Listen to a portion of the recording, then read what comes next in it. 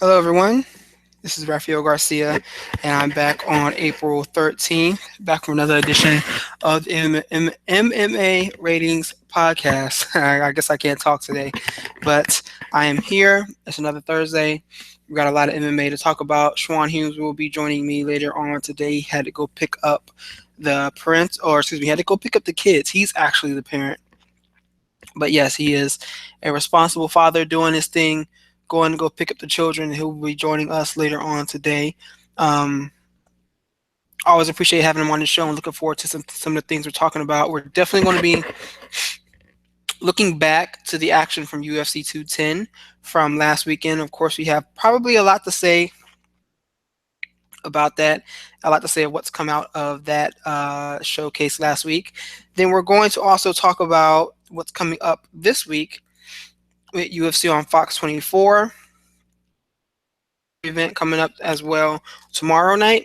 We got a lot of different things to talk about. So let's go ahead and jump right on in it, and let's focus on some of the bigger news from last weekend and this week, and some of the I'm not gonna say small news, other tidbits that have come out as well. So as always, I appreciate you for listening to the show. If you're listening to us live, if you are listening to us later on in the week, either way, be sure to give us a like down at the bottom, share us across social media, give us a holler. I appreciate the support. You guys have been supporting us ever since, even back when it was me and Roy on the show, I think like 2 years ago. So I appreciate everybody who listens to our content, likes our content, and shares it across their social media networks. Everything a little bit helps. And as always, we always appreciate the support, appreciate the love. So yeah, with that in mind, let's just go ahead and talk about where we're going to start. So I want to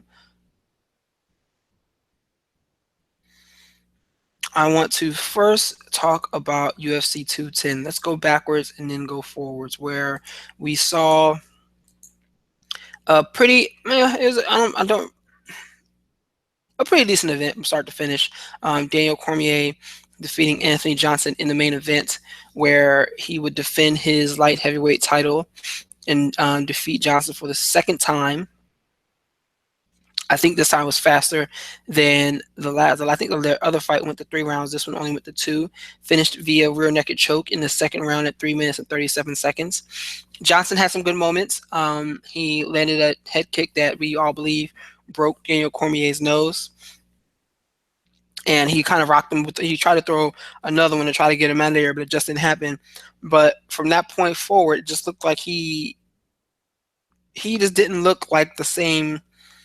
Like, he just all of a sudden just shifted game plans. He started throwing, instead of throwing his patented powerful shots, he went to wrestling. And we remember him being a great wrestler. We remember him being a great wrestler, but I mean, he was a good wrestler, but compared to Cormier, that game plan isn't going to quite work. So what we saw was, I mean, he did score. I think he scored 2 takedowns. He was able to take him down twice. But what happened was that there was never any opportunity there for him to really do anything with it. He did, like, as I mentioned, he scored twice, but it just didn't. He wasn't able to do anything with that. He was reversed a few times. He ended up on bottom a few times, and even that last transition where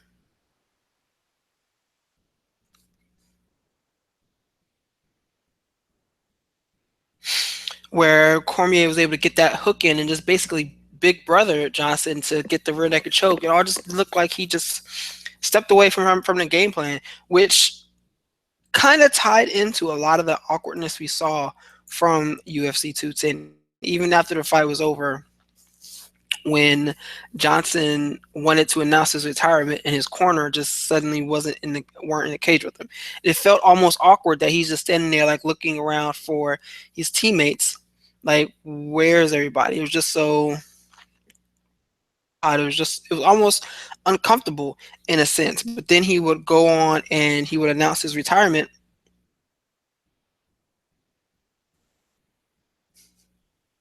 And he would go on to announce his retirement. And it's again, odd is the only word I could think of, because here he is. Johnson has had one hell of a resurgence in his career,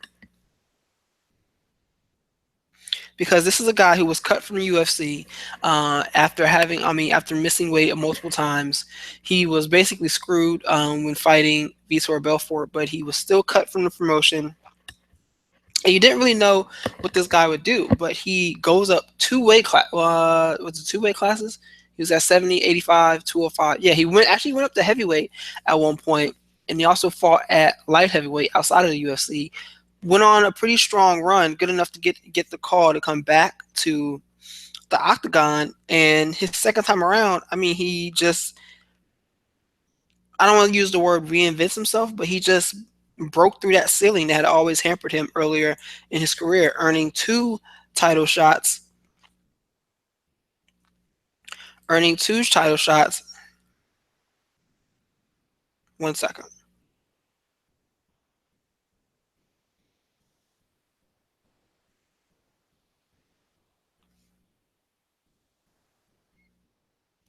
So he ended up earning two title shots. He defeated Alexander Gustafsson, Glover Teixeira. He defeated so many good guys during his run.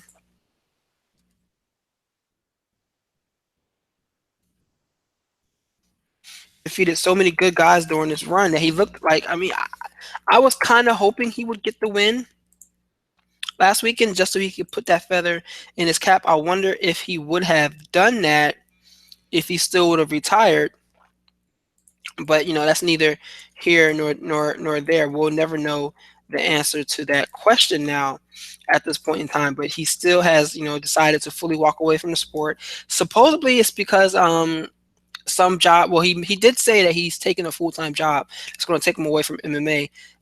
From what I'm hearing, is football related. No one's really said what quite yet, but he's done for all intents and purposes right at this point in time. He's still relatively young. He's only let's see how old Johnson is. He is 33 years old. Yes, there are some people who are not the biggest Johnson's fan because of some of the domestic violence issues he's had in the past, which you can never turn a blind eye to. But we are definitely the 205 division is definitely a lot lighter now that Anthony Johnson has walked away from the sport. But before I continue, I want to definitely say hello to Schwan Humes. He has joined us today. How are you doing there, sir? Great. How about yourself, sir? Doing good, man. Doing good. Just talking a little bit about UFC 210, starting at the main event, where Never have kids. They will take your youth and all your time and your money. And I love my kids, but they took all from me. dog, listen, I am 32 years old. I couldn't imagine myself walking around on this planet with a little version of me walking around. Like one of us would have to get sent to the moon or something like that. Oh yeah, I got all my kids there. They're in these summer basketball, and the worst part is they're good. So it's like you got to be out there for them, and like y'all messing up. The coaches messing up my schedule. I'm like, I got stuff to do. We need to end this practice now, but they ain't listening to me. They don't. That's pretty funny, man. MMA ratings has no weight at the basketball practice, so I was just stuck. We don't, man. We got to do our thing. But hey, I'm glad you were able to join us. I'm glad you're here to talk about UFC 210, and talk about some of the things we got coming up this week as well. So we appreciate having you here. Yeah, always glad to be here, man. Thank you for letting me come on. No problem, no problem. So let's talk about UFC 210. I was just looking at the main event, looking back to that showcase where we had Daniel Cormier retain his title against Anthony Johnson. Before we get into like everything that has happened since then, let's just talk about the main event there, man. What did you see, and what did you think went wrong, and what went right? The biggest chance I felt Anthony Johnson had to win was if he fought a really disciplined, controlled fight instead of looking for the big knockout shot. Use his footwork, use his jab, use his feints, and kind of beat Daniel Cormier up. Use those count. He's a very good counter striker. Kind of use the body kick, left kicks to the body for the southpaw position, fake with the jabs, and just kind of make Daniel Cormier to take him down. Like not make it easy for him. The first fight he hurt him, and then after that he's just kept looking for the same shot. Went straight for the knockout. What he should have done is backed up made Cormier come to him and just try to essentially outbox him over the length of the fight and then catch him later on. In this fight, I think he just panicked. I think he sabotaged himself. I think he just wasn't into it because he played right into Cormier's hands with that approach, trying to wrestle him. At first, I thought it was part of his plan. He's going to come out and wrestle heavy and kind of get Cormier looking for him to wrestle, and then surprise him in the second round. But in the second round, he came out and did the same thing, and I was like, he just checked out. I was just like, there's no way he can win. He can't win an extended wrestling match with an Olympic wrestler, with a guy who uses wrestling as frequently as Daniel Cormier does. As you know, some amateur wrestlers get away from it and they start using their strikes and they don't even wrestle anymore. But Cormier lives and dies by wrestling. And once I saw the second round that Johnson was going for it again, I just realized he wasn't into it mentally and he was pretty much looking for a way out. I mean, he lost again by rear naked choke. In every single loss he's had except for one has been rear naked choke. And it was just frustrating because I felt he could have put on a better performance. He has the skills, he had the athleticism, and he just totally threw it out the window and essentially mailed it in my opinion. And see, that's the phrase that a lot of people are using. Um, I find I definitely struggle with the idea of a fighter phoning it in, but I mean I've seen it in some competitions. I've done it, but to think that Johnson is fighting for the UFC light heavyweight title, and to think that he phoned it in, for lack of a better term, is that possible? Do guys get to that level and then decide, this isn't what I want, and I'm done? I think it's very possible. I mean, it's even though it's combat sports, people like to make combat sports seem out like it's something so different from regular life. And the fact of the matter, it isn't. People quit on marriages, they quit on their children, they quit at jobs. Athletes quit at sports, they get to the highest level, and they essentially just check out. I mean, it's more about being what kind of person you are and your commitment to something and your mental toughness at that moment than it is about you have the biggest prize in your sport ahead of you. I mean, if you're a person who doesn't like to work hard, it doesn't matter if you're super talented and you have millions of dollars in front of you, you're not going to work hard. If you're a person who just wants to be unfaithful and you have the greatest wife or husband with you, you're just going to be unfaithful. At some point, the onus falls on the fighter, and not just their character or their skills as a fighter, but their character as a human being. I mean, it's like people often say in a boxing ring, the boxing ring is a truth machine, and it's something you say for the cage. You can pretend to be anything you want to be outside the cage. I'm a destroyer. I'm a tough guy. I'm an athlete. I'm a fighter. But once you get in the cage, you're going to be exposed for what you are. And Anthony Johnson has historically been a front runner. As long as he's putting those things on you, as long as you're scared of him, as long as you're hesitant, he's fine. But once a guy is willing to walk that tightrope and risk getting blasted and not get scared and back off the first time he cracks him with power, then he starts breaking. He starts breaking. When he fought Phil Davis, he hurt Phil Davis early. Phil Davis ran for the rest of the fight, looking for ways in. When he hurt Daniel Cormier, Cormier backed off. But the minute Cormier could get his hands on him, he got his hands on him. When Cormier had to exchange, Cormier exchanged. It's just a difference in character. And it seems like Anthony Johnson is lacking in that area of character because as far as skills and physical ability, he has the skills to match up. In the first fight, Cormier had a hard time taking him down. He outstruck him on the feet. He was holding his own in wrestling exchanges. He just kept looking for the knockout shot and gave up stupid takedowns. So it's not that he doesn't have the ability to wrestle with him to an extent and work his strikes, but he just didn't do it. He totally threw the game plan out of the window for something that was never, ever, ever going to work.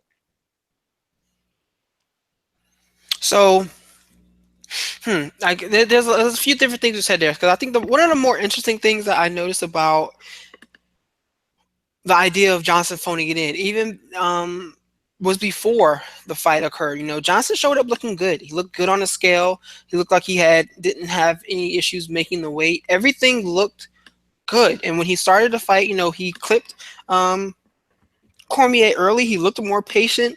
He landed that head kick that seemed to break Cormier's nose, and then he threw another one that looked like had it landed, it would have ended the fight. So everything looked like it was going well for him. I wonder what it was that caused him to decide, I want to go in here and I want to try to wrestle maybe one of the greatest wrestlers in the game today. I'm going to sit here and I'm going to try to beat him at his own game. That's never been something that Johnson's done. He's always walked in there and imposed his will and just absolutely dispatched people one after another. So to see him do something like that, it really does make me wonder where he was mentally before this fight. You have to wonder. Then you find out he's retiring afterwards, and the things he said was like, I'm tired of getting punched. I'm tired of rolling around with guys in here. I mean, it wasn't like, it makes you wonder how committed was he to this. I mean, if you're already planning on retiring, whether you won the title or not, and those are his words, not mine. How do you possibly believe he was totally invested? He said, if I won it or not, how do you have any faith that that guy's totally invested when he's saying something like that? I mean, if somebody told you I was going to quit the job regardless if they gave me the raise or they didn't, then they really didn't want that job anymore. And if you really don't want it, how hard are you really going to fight for it? Even if it's a great job and a great opportunity for you, how hard are you going to fight for it if you really don't want to be there? And it didn't seem like he really wanted to be there. And the fact that he just fought such a strategically flawed fight, it just kind of highlights that. I mean, it's not like he froze or he choked. It's like he tried to do something and he couldn't pull it off. He didn't do that. He didn't even attempt what he should have been doing. He just totally threw it out the window and basically walked into defeat. Daniel Cormier didn't beat him. Anthony Johnson basically gave him the win. And when that sort of thing happens, it's hard not to say anything except that he checked out. He wasn't invested. He fought the fight that was almost guaranteed to get him in the position that he's weakest in and get him finished again. Been more effective than the one he tried, and he stuck with it. The first round, I gave that to him fine. You try, maybe you're trying to switch it up on him, and it just seemed like he was determined to get into an extended grappling exchange. And Anthony Johnson has never won an extended grappling exchange in his life. Watch the film. He has never, ever, ever won an extended grappling exchange with anybody. Never. And so then he did that. He engaged in the fight that he always loses, and he lost the way he always loses against the type of fighter that he always loses against. And either he choked or he mailed it in. I don't necessarily know he choked. I think he wasn't invested, and he just I mean, any other way, striking, trying to go back and forth, there's a risk of a certain amount of damage. There's a risk of a certain amount of harm. The way he went out this way, he was going to get out wrestled, get out position, and get finished quickly, and that's exactly what happened. Yeah, And man. it seems like I'm indicting him, and I don't know his mind, I don't know his heart. All I can go on is what he said afterwards and how he performed in the fight. And those two things, him checking out of the fight. And that's definitely, I'm not going to disagree with you on that. And I wonder what the conversation would be if he did not announce his retirement that way. If people would still have the same type of sentiment towards his performance. But you're right. It left something to be desired. It left something to be questioned because it just didn't seem like he was the type he was going to be doing what he did on Saturday. It just kind of caught us all off guard. And I, for one, wanted to see something different from him. Like I said when I opened the show, I was hoping that he would pull out a victory because I think it would have added a decent wrinkle to the light heavyweight division. Is like a lot of people are upset that he's lost, and I'm not as upset because at this point it's clear he can't beat the number two guy, I guess the number one guy, because Jones isn't in. So essentially, when you have Johnson in there, all he's doing is knocking off other contenders. This a couple weeks ago. The problem with the light heavyweight division is all the guys are older. They've already lost to Jones, but none of the young guys they have coming up can get past the older veterans they have in front of them. So you just keep seeing guys fighting for position for the opportunity to possibly rematch Jones when he comes back, or get to Cormier if they can get to him before Jones comes back. But none of these fights are exciting because we've already seen these guys against the very best guy and they lost. So nobody can get excited about these matchups. Am I excited about Glover Teixeira challenging for the title? No, Jones worked him, and Jones dominated DC. So him fighting DC isn't interesting. Am I excited to see Gustafsson getting another shot? No, he already lost to Jones and he lost to Cormier. And it just goes on and on down the line. But all the young guys can't get past any of these veterans. So Johnson, even if he stays in, what does he do? Knock off another 4, 5, 6 young guys, and then we're right back in the same situation. He's a contender and he's going to be in a fight that nobody's going to buy because it doesn't sell. We've already seen you cave in twice. We don't want to see you cave in a third time to this guy.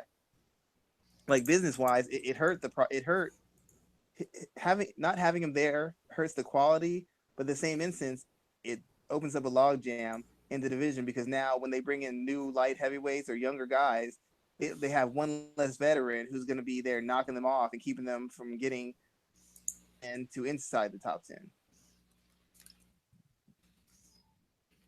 Yeah, that's gonna be it's gonna be weird. It's gonna be weird to see where this division goes, and that kind of helps me segue right into the right point. Where do you go from here next? Do you automatically put Cormier back in there with Do you put Cormier back in there with Jon Jones? You know, with no idea when he's returning. Do you put him back in there with Do you put him in there with Jimmy Manoa? Like, what do you do with him next going forward? Well, if you want to make money with Cormier, then you put him in with Jon Jones because that I mean, no offense, sold except when he's fought Jon Jones. He's just not a draw. He's a draw. The only time he's the draw is when you have that whole him having the issues he's had with Jon Jones outside the cage and the fight they had inside the cage. That's the only way that fight makes any sort of sense. So the problem becomes Jones come right back in and face the top guy when he hasn't fought in, has it been since I don't even know how long it's been since Jones has last been in the cage. You would think Jones would need at least a tune-up. For Cormier, the best fight for him is Jones. It's the biggest money fight. It's the biggest. This is going to get him the attention and the money and the props that he wants. But for Jones, I don't know if it's smart to have him run right back in there when he hasn't fought. And I don't even know if he's training, but much less he hasn't fought in months. And Cormier's been fairly active. But as far as Cormier, it's in his best interest. He's getting older. I personally think he's declining physically. He's as good as it used to be. I don't think his ability to recover from punishment is as good as it used to be. And against a guy who's kind of one-dimensional and seems mentally weak, I see how he can be effective.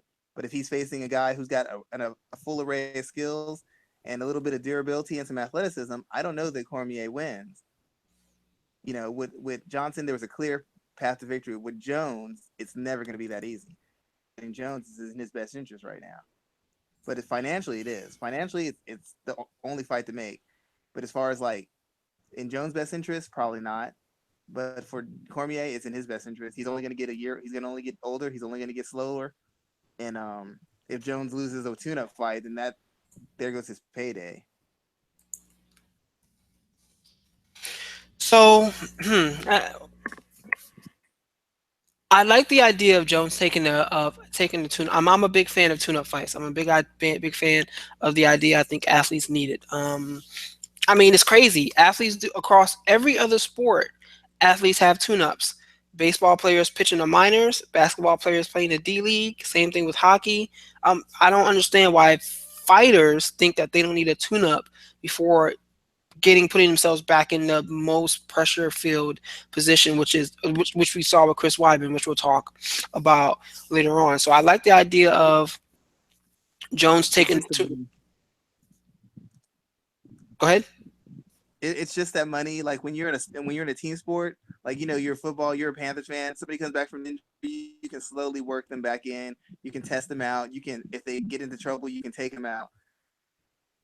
You bring in a big name. Let's say they're undefeated or they have very few losses to a lesser fighter. In that money fight, loses a bunch of money. I mean, how big was Pacquiao Mayweather? Huge, right? It Never was got huge. stopped Yep. by, huh? Go ahead. Go ahead. Imagine if he got knocked out by Marquez. How much bigger would Pacquiao? But we'll never know because Pacquiao did get beat by Marquez. Cost him hundreds of millions of dollars for that as a result because he was fighting a guy who was lesser than Mayweather instead of fighting Mayweather, and it cost him hundreds of millions. That fight would have been two times bigger, but it wasn't because he had that huge knockout loss on his ledger in the recent history. If Jon Jones gets beat by Jimmy Manoa or somebody else, then the fight with Daniel Cormier goes up in smoke. They can make the fight later, but it'll never be as big as if it's Jones undefeated on this huge winning streak. Yeah, man, it's really weird there. It's like the 205 division has never been like as I've said before on the show. I'm not the biggest fan of heavyweight fighting, heavyweight and light heavyweight fighting. I was never even when it was a division to be in, I was never that biggest fan. Even though Kevin Random is one of my favorite fighters. He didn't fight like Now, a heavyweight though. huh? Say it again. He didn't fight like a heavyweight though. He was explosive and No, he dynamic and didn't. He didn't. He was trying to yeah. throw you on your head and that be that. But now you can see how void of talent this division is. Not necessarily the word keyword talent, but depth. I'll use the term depth. You can see how void of depth this division really is. Because where do you go from here? You have you had Johnson. It's kind of like the five heartbeats when the movie started out the five heartbeats and it ended up with just four. You lost Anthony Johnson. Now you have Alexander Gustafsson, Jon Jones, and Dan Cormier. Beyond that, I mean, you can't really do too much with him. I mean, Jimmy Manuel was there, but he was already stopped by both Johnson and Gustafsson. So what really can you do next with this group? I'm not too excited. I mean, you got Chikhanov who's coming up the rankings and he looks like a good threat. But outside of him, what else do you really have to offer in the 205-pound group? Exactly. They don't have enough depth to kind of slowly move guys along. Guys go from facing a top 15 or maybe a top 13 guy, and then all of a sudden have to jump to facing a top 10 guy. And that gap in experience when you're facing a guy who's done it for years and is still maybe not at his peak, but is close to it. It's a big jump to make. You're facing these guys who can't fight or really aren't skilled in the season, and then you have to go against Glover Teixeira or Alexander Gustafsson. It's like most fighters aren't exceptional enough to make that leap and be successful right away. They need to be brought up in levels, in tiers. So thin that you don't get to develop. You go from guys who can barely fight, regional guys, to all of a sudden guys who fought for the title. That's a huge jump to make. And every time most of those guys make that jump, they end up falling flat on their face. And that's one less interesting matchup you have in division because you've had a young guy who had some potential just get dominated. Think about Glover Teixeira when he fought Jared Cannonier. He dominated him. He made him look like a novice. He out wrestled him, out grappled him. And yeah, that guy Cannonier looked dynamic and explosive in the fights he won, but he got exposed as such a poor grappler and such a poor wrestler. Nobody's going to take him seriously, even if he goes on another win streak until he proves that he's short of that hole.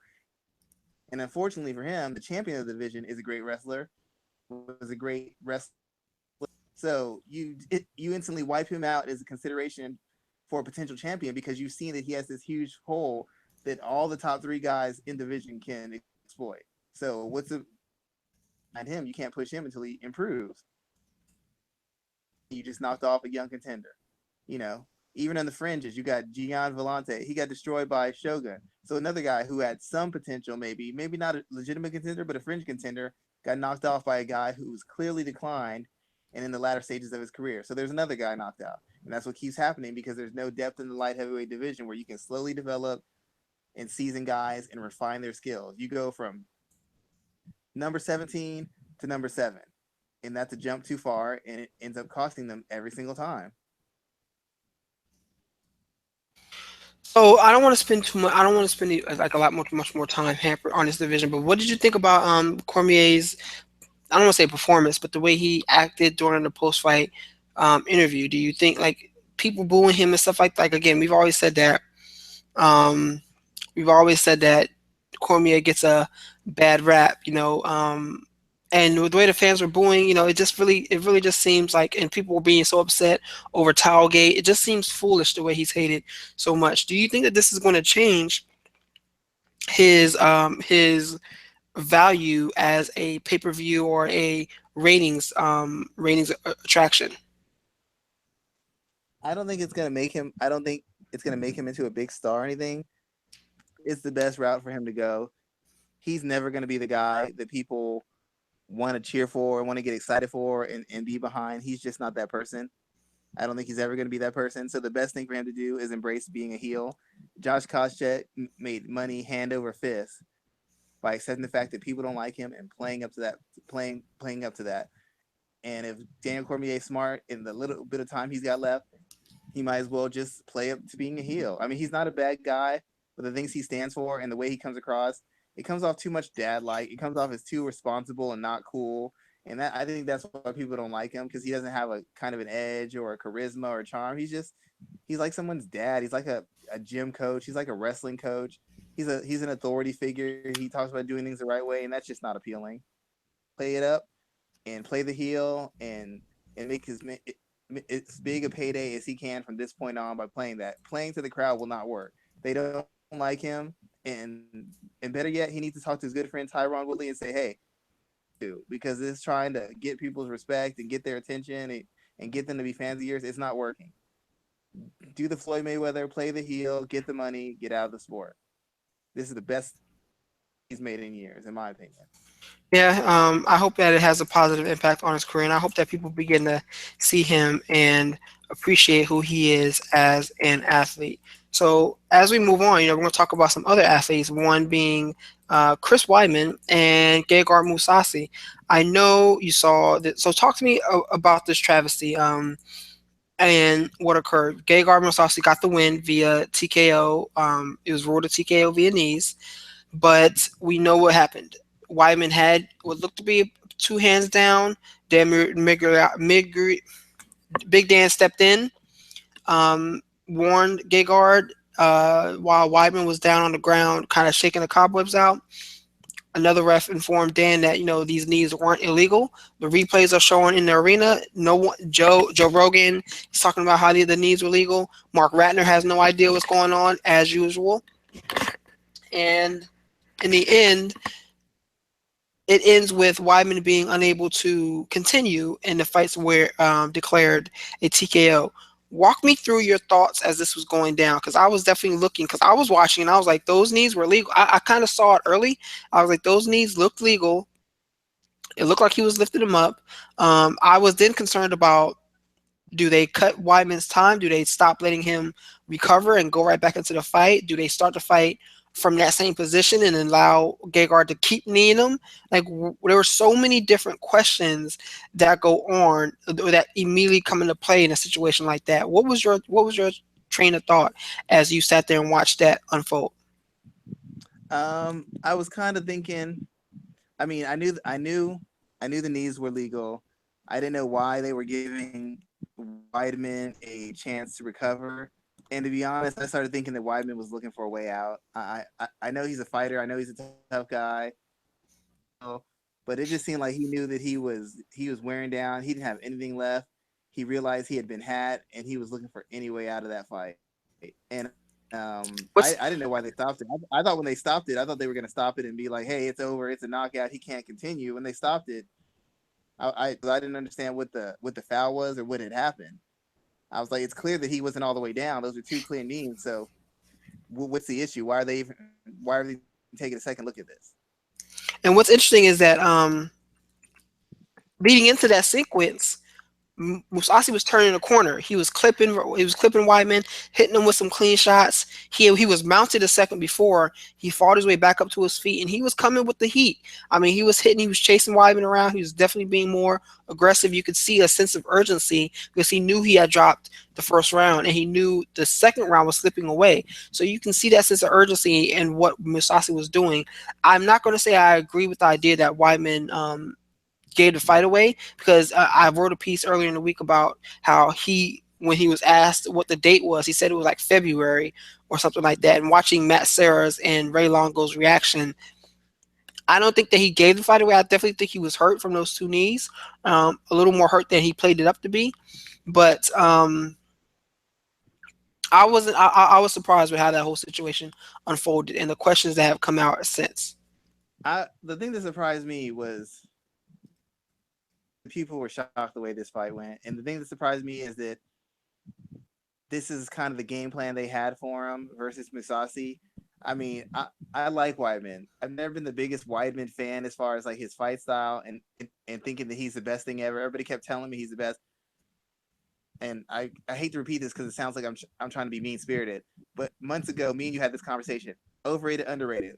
I said Luke Rockhold, Chris Weidman, and in recent events in the past year, nobody can argue me off those points because both things were proven.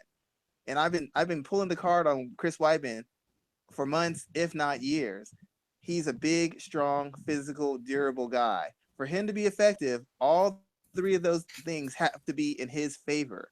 He is no longer as durable as he used to be. He doesn't react to getting hit well the way he used to. He used to get hit and he used to be okay. And I don't know if that's because he was fighting a lower class athlete or he just his chin wasn't as damaged. But either way, now when he gets hit, his reaction isn't the reaction you want to see from a fighter fighting at world class level. Secondly, he in the last three in all the fights he's lost have been to guys who are as athletic or superiorly athletically to him. Every single fight, when he hasn't been able to manhandle somebody and control them in the clinch or dictate where the fight's going to go or impose his will on them by going body to body and draining the life out of them in those clinches and those wrestling attempts, he's been ineffective. He couldn't do the Rockhold, and the same guy who was super poised and super technical and super layered, who hit the unhittable Lyoto Machida with disciplined strikes and well placed strikes and controlled pressure. This guy throws a spinning kick, spinning back kick, something you've never seen from him, gets taken down off it and beat within an inch of his life on two different occasions because his team in his corner never called the fight. So then he goes in against Romero, take him down, take him down, take him down. Can't hold him down, can't control him. The same guy who controlled Anderson Silva on the ground, the same guy who controlled all these other people on the ground. All of a sudden, he can't control him. Romero keeps getting up. Romero keeps getting up. He can't stand Romero. He shoots. Romero knees him. Fight's over. The same guy who had the layered, disciplined stand up looks totally lost on the feet against Romero because Romero's speed and his timing and his explosiveness is too much for him to make up for and cover defensively. So then he goes into the fight with Mousasi. Mousasi throwing the jab, and it's in a nifty trick for people. The jab is a range fighter for the guy who throws it. But if you're a smart person, you spart a lot, or you understand what you're doing, you can use the jab to gauge their distance. And once you gauge their distance, the same way I would gauge my distance by using my jab to set up my right hand or a kick or whatever, you can gauge my jab by you can gauge it when I'm throwing it out, and you can gauge the distance you need to close to get a takedown or get a shot off. That's all he did. Mousasi would throw it out, he'd back away, circle, he'd get the distance, duck under, take Mousasi down. But the thing about it is, once again, Mousasi's a big, strong middleweight who used to fight a light heavyweight. All the guys he's had problems with could fight a light heavyweight. They're big, strong, physical guys. Every time he took Mousasi down, he couldn't control him. Mousasi was making him fight and making him work for control, making him work for top position, making him work for everything he had. And eventually, Weidman just slowed down. He gassed. He didn't have any explosion. And when he started slowing down, his strikes started getting sloppier. His defense, which isn't that great to begin with, all of a sudden started to fall off. And Mousasi started putting shots together on him. And Weidman couldn't do anything about it. He couldn't get away from the shots. He tried to take down, had no drive, had no explosiveness, got defended, and then got kneed. If he would have had any sort of conditioning or he would have had any sort of believable threat on the feet, he would have got that takedown. If he would have had the explosiveness and conditioning left, he would have got that takedown. But he had nothing for it. So he shot from too far out, was reaching, had it defended, and got torn up. He hadn't even been in that position. But he was in that position because he faded, he got tired, because he couldn't control the guy. He couldn't impose his will. He couldn't dictate the terms of engagement. Even though he's a far superior wrestler, at no point did he really have positional control, like really have it, where you thought, oh, Mousasi's stuck. He's in big trouble now. Mousasi was always squirming, fighting, turning, using his guard, kicking out, turning over, doing whatever he could to make Weidman work, and Weidman just gassed. And once he gassed, all those limitations in his skill set got exposed. And it all starts with the fact that athletically he can't compete with these guys. And when he does not have an advantage, he is not effective. You've never seen him be effective against somebody when he does not have a size, strength, and athleticism advantage. Every time he hasn't had that advantage, he is lost. The three most athletic, youngest guys in their prime that he's fought, have all stopped him. Stopped him. TKO or straight KO have all stopped him. All the guys who were inferior or were a second class or third class athlete, he looked amazing at. Mark Muniz looked amazing. Damian Maia toughed it out, but looks pretty good. I don't know who else he fought. Anderson Silva looked great against him. Belfort looks great. Lyoto Machida was tough, but he looked very good against him. What do all those guys have in common? They're old guys who aren't in their athletic prime anymore, who can't match muscle and muscle. They can't match athleticism. They can't match cardio. They can't match durability. The minute he started facing guys who could, he started losing, and he started losing badly. And anybody who watches the tape can see that. It's just really obvious. Everything these guys who beat him have had in common, one thing they have in common: they're young, they're athletic. All the guys he beat up before, they're all old and they're declining. It's the most obvious I thing that mean, everybody keeps trying to dance around. you're not wrong there. I want to argue with you about the Rockhold. I would argue with you about the Rockhold point, but that's another conversation for another day. But that's definitely some. I'm not gonna totally disagree with you. I've never been too high on Weidman. Just never. I've always thought that he's. I feel like he's a lot about heart. And, he's been able to tough things out and get to where he's reached, but he's just never been someone that really truly set the bar for me. And I hate to say it like that because it kind of detracts from what And, he's done, but that's neither here nor there. and just to bring this up before, we did talk about this before. And if y'all listen to the podcast over the past year, you will hear me repeatedly call him out. I don't have anything personal against him, but I know people who wrestled against him. I know people who sparred with him in the grappling room. They said, yeah, he's great. Yeah, he's physical. Yeah, he's very good. He's not great. And if you listen to the show months ago, I said he's not as good a wrestler as everybody says. He isn't controlling people the way people think he can control them. I said that on this podcast. So this isn't something I just came up with. It's something I wrote about repeatedly. It's something I mentioned this podcast over and over and over again. I have nothing against this dude, but he needs certain advantages to be effective. His whole style is based off him being longer, bigger, stronger, and more durable than the guys he's facing. If any one of those things changes, his effectiveness changes. Remember when everybody thought about how technical and patient and deliberate Weidman's offense on the feet was, how he figured out Anderson Silva, how he figured out Lyoto Machida? Look at how that guy looks compared to in those two fights to how he looks now versus Rockhold. He looked against Rockhold, looked against Romero, and he looked against Mousasi. It's like night and day. In the big in Machida's a more disciplined defensive fighter than Rockhold. He's better defense than Romero. He's better defense than Mousasi. He beat Mousasi. Uh, Anderson's a more technical striker than most of these guys, but all of a sudden he's having all these problems with these guys who have obvious holes in their game, and the only thing I can point to is that athleticism and the fact that he doesn't have that advantage. And now with his chin being dented, I don't know what happens to Weidman because a lot of his success is based on him being able to walk through a little bit of fire to impose his will on you, to get his hands on you, to come behind that jab, put those body kicks on you, get on the clinch and beat you up. Because in every fight he takes big shots. Now he can't take big shots anymore. So now what is he going to do? Because he doesn't have the foot speed to come in and out.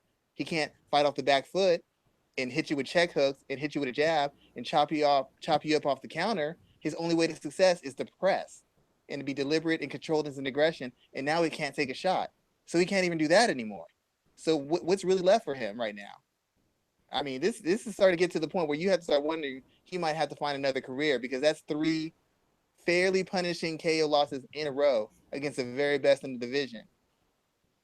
Well, let's go from there then. What is next for him? Because on one hand, you have Mousasi who doesn't have a UFC contract and is out the door. He's making it very clear he wants to get paid.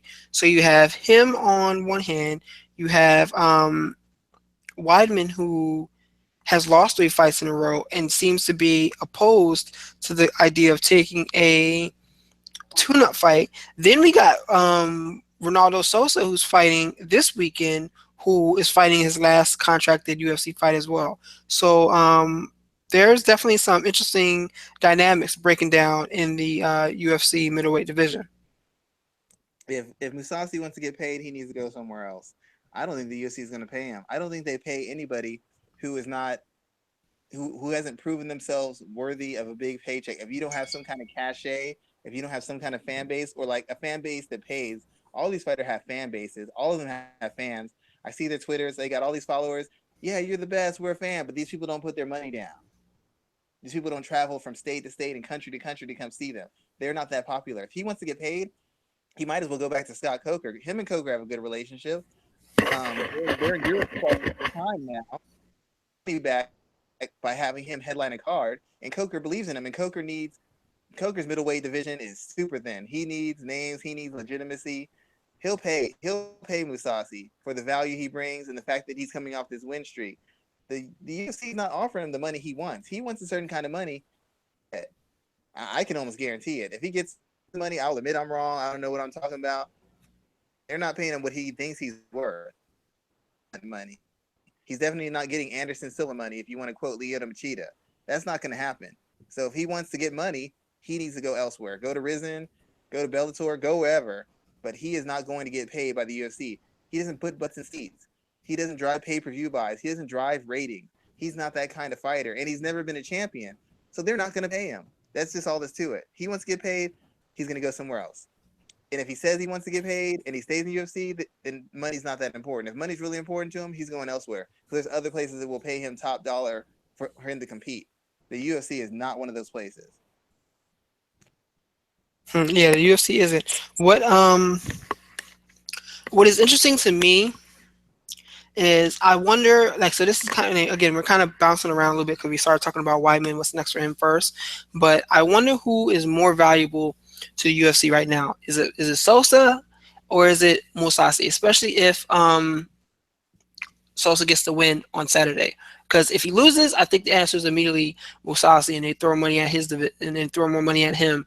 Because especially because he's younger. He probably has more miles on his body just because he's been fighting more and he's been doing boxing. He's been doing a lot more events than Sosa has. But he speaks I don't know, his English has gotten amazing over the last 2 years or so.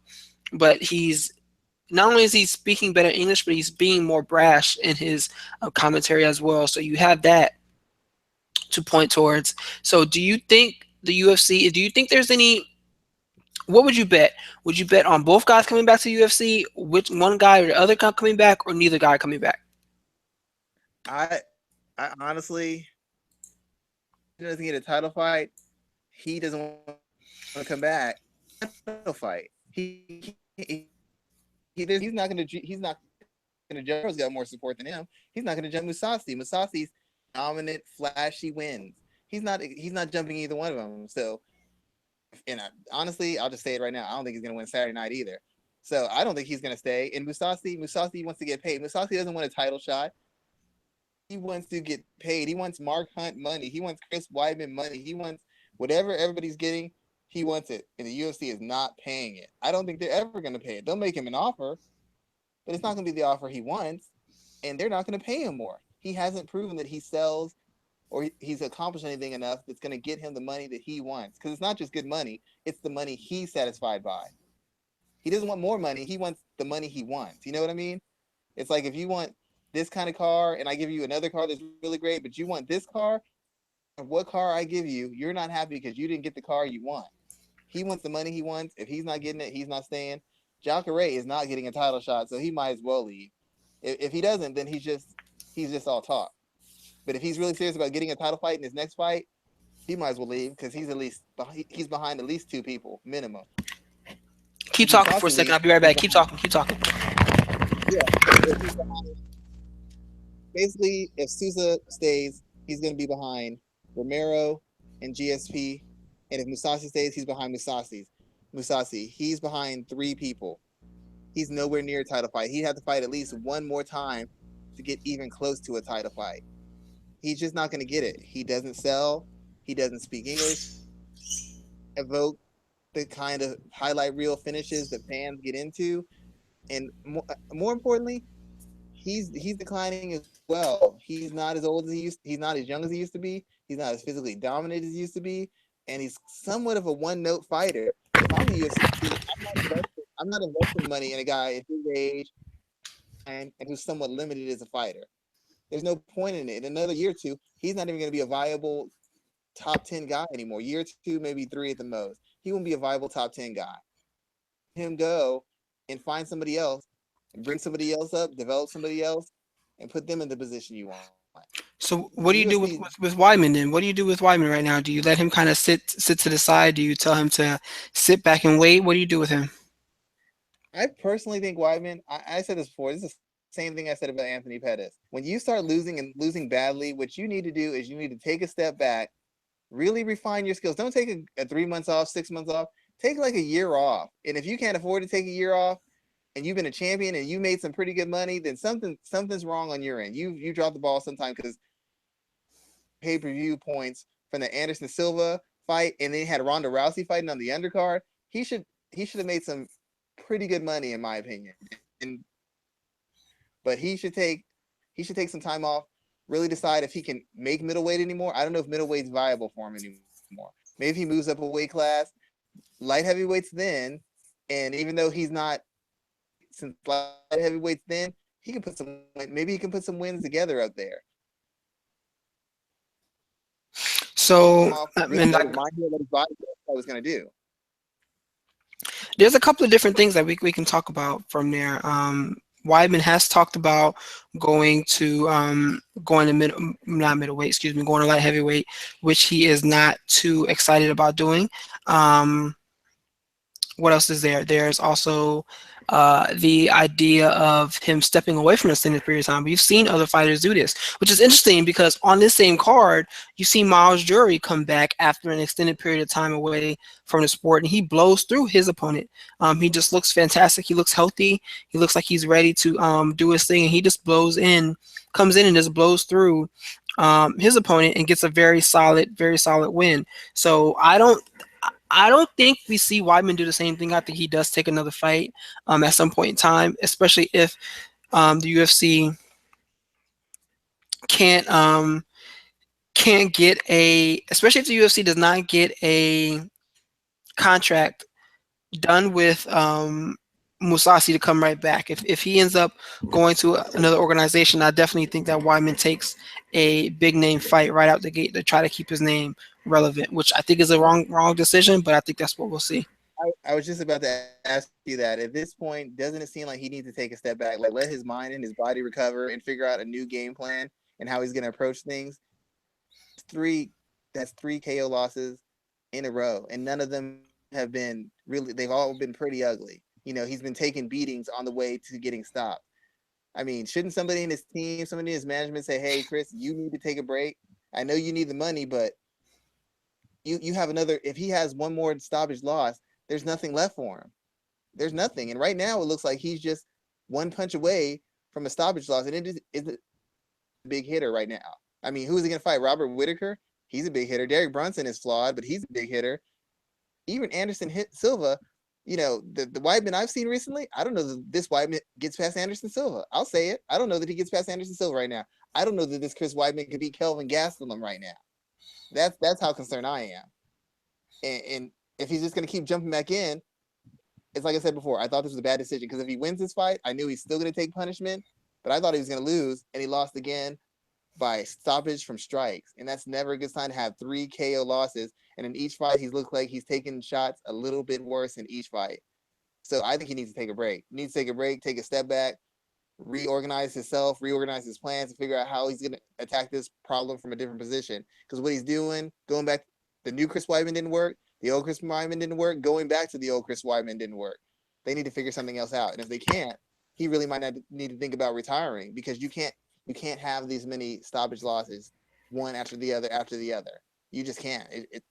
It's ridiculous. And somebody in his team needs to stop this, in my opinion. I'm not part of his team. I don't know. They can do whatever they want. I think somebody needs to stop him. And what's crazy is that I know I'm not I'm not an expert on this at all. I'm not a medical expert in any way, shape, or form. But it was uncomfortable listening to Weidman talk during the post-fight press conference or the post-fight interview. It was uncomfortable because he sounds just like Sylvester Stallone out of Rocky, and we know how that ended up after all those movie or not. What we now know about concussions and all the shots with the injuries, with the long-term damage these shots do to your head, listening to him talk was almost uncomfortable. You can't tell me that people can listen to Diego Sanchez talk and feel one way about him, knowing that all the damage he's doing to himself for these fights, and then not say the same thing about Chris Weidman because he sounds just as bad. Yeah, everybody keeps on holding on. He could turn it around. It's beyond that point at this point. There's no way he's not going to take punishment in this fight. So far, all I found out is Chris Weidman is tough for about a round and a half, and then it goes bad for him. And I just don't understand why somebody in his team, after the first loss, didn't say, let's take a step back. You took a pretty brutal beating. Let's take a step back and reconfigure what we're doing here. Nobody seems to do that. Everybody wants to jump right back to the front of the line. You just can't jump back from the front of the line. If you go to bankruptcy, turn around and be solvent again, it takes time. You fail out of a class, you don't just take one test and you pass it. You have to go take the class all over again. He kept trying to jump the line, and every time he jumped up, he got smacked back down. And the thing is, in a fight, there are real repercussions. It's not even just the KO loss at that moment; it's the damage it does moving forward. And it doesn't seem like anybody's concerned about it. Diego needs to stop. Anthony Pettis needs to stop. I haven't heard one person say Chris Weidman needs to at least take a break, if not stop fighting. He got robbed. They should run it back.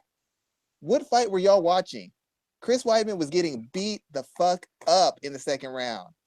He wasn't losing. He wasn't in a tightly contested fight. He was getting beat up. And then he got dropped and it was done. And everybody's talking about a rematch. Did y'all? I don't know. I don't even know what to say. I'm concerned about him. I'm not even a fan of his, and I'm concerned, but everybody else seems more concerned about him getting a rematch. And at this point, I don't know what Mousasi might do to him in a rematch. Hopefully, Mousasi will leave and he won't have to deal with him. But everybody else in the division is capable of knocking him out. All the guys he would have to face are capable of knocking him out. And I swear, I don't think he beats Anderson Silva right now. If I'm Anderson, I ask for Chris Weidman. Chris Weidman will take the fight because he thinks he can beat Anderson. Anderson's got a better chin than Chris Weidman right now. Anderson stops Chris Weidman if they fight right now. I guarantee you. It Those are might be some strong words, sir. he stops him. This is the first round. He will stop him before the third round is up. Weidman will get dead tired, and he will stop him. Anderson's beat a top ranked guy recently. When's the last ranked guy that That Weidman beat? over Derek Brunson was a fluke. We can call it a fluke.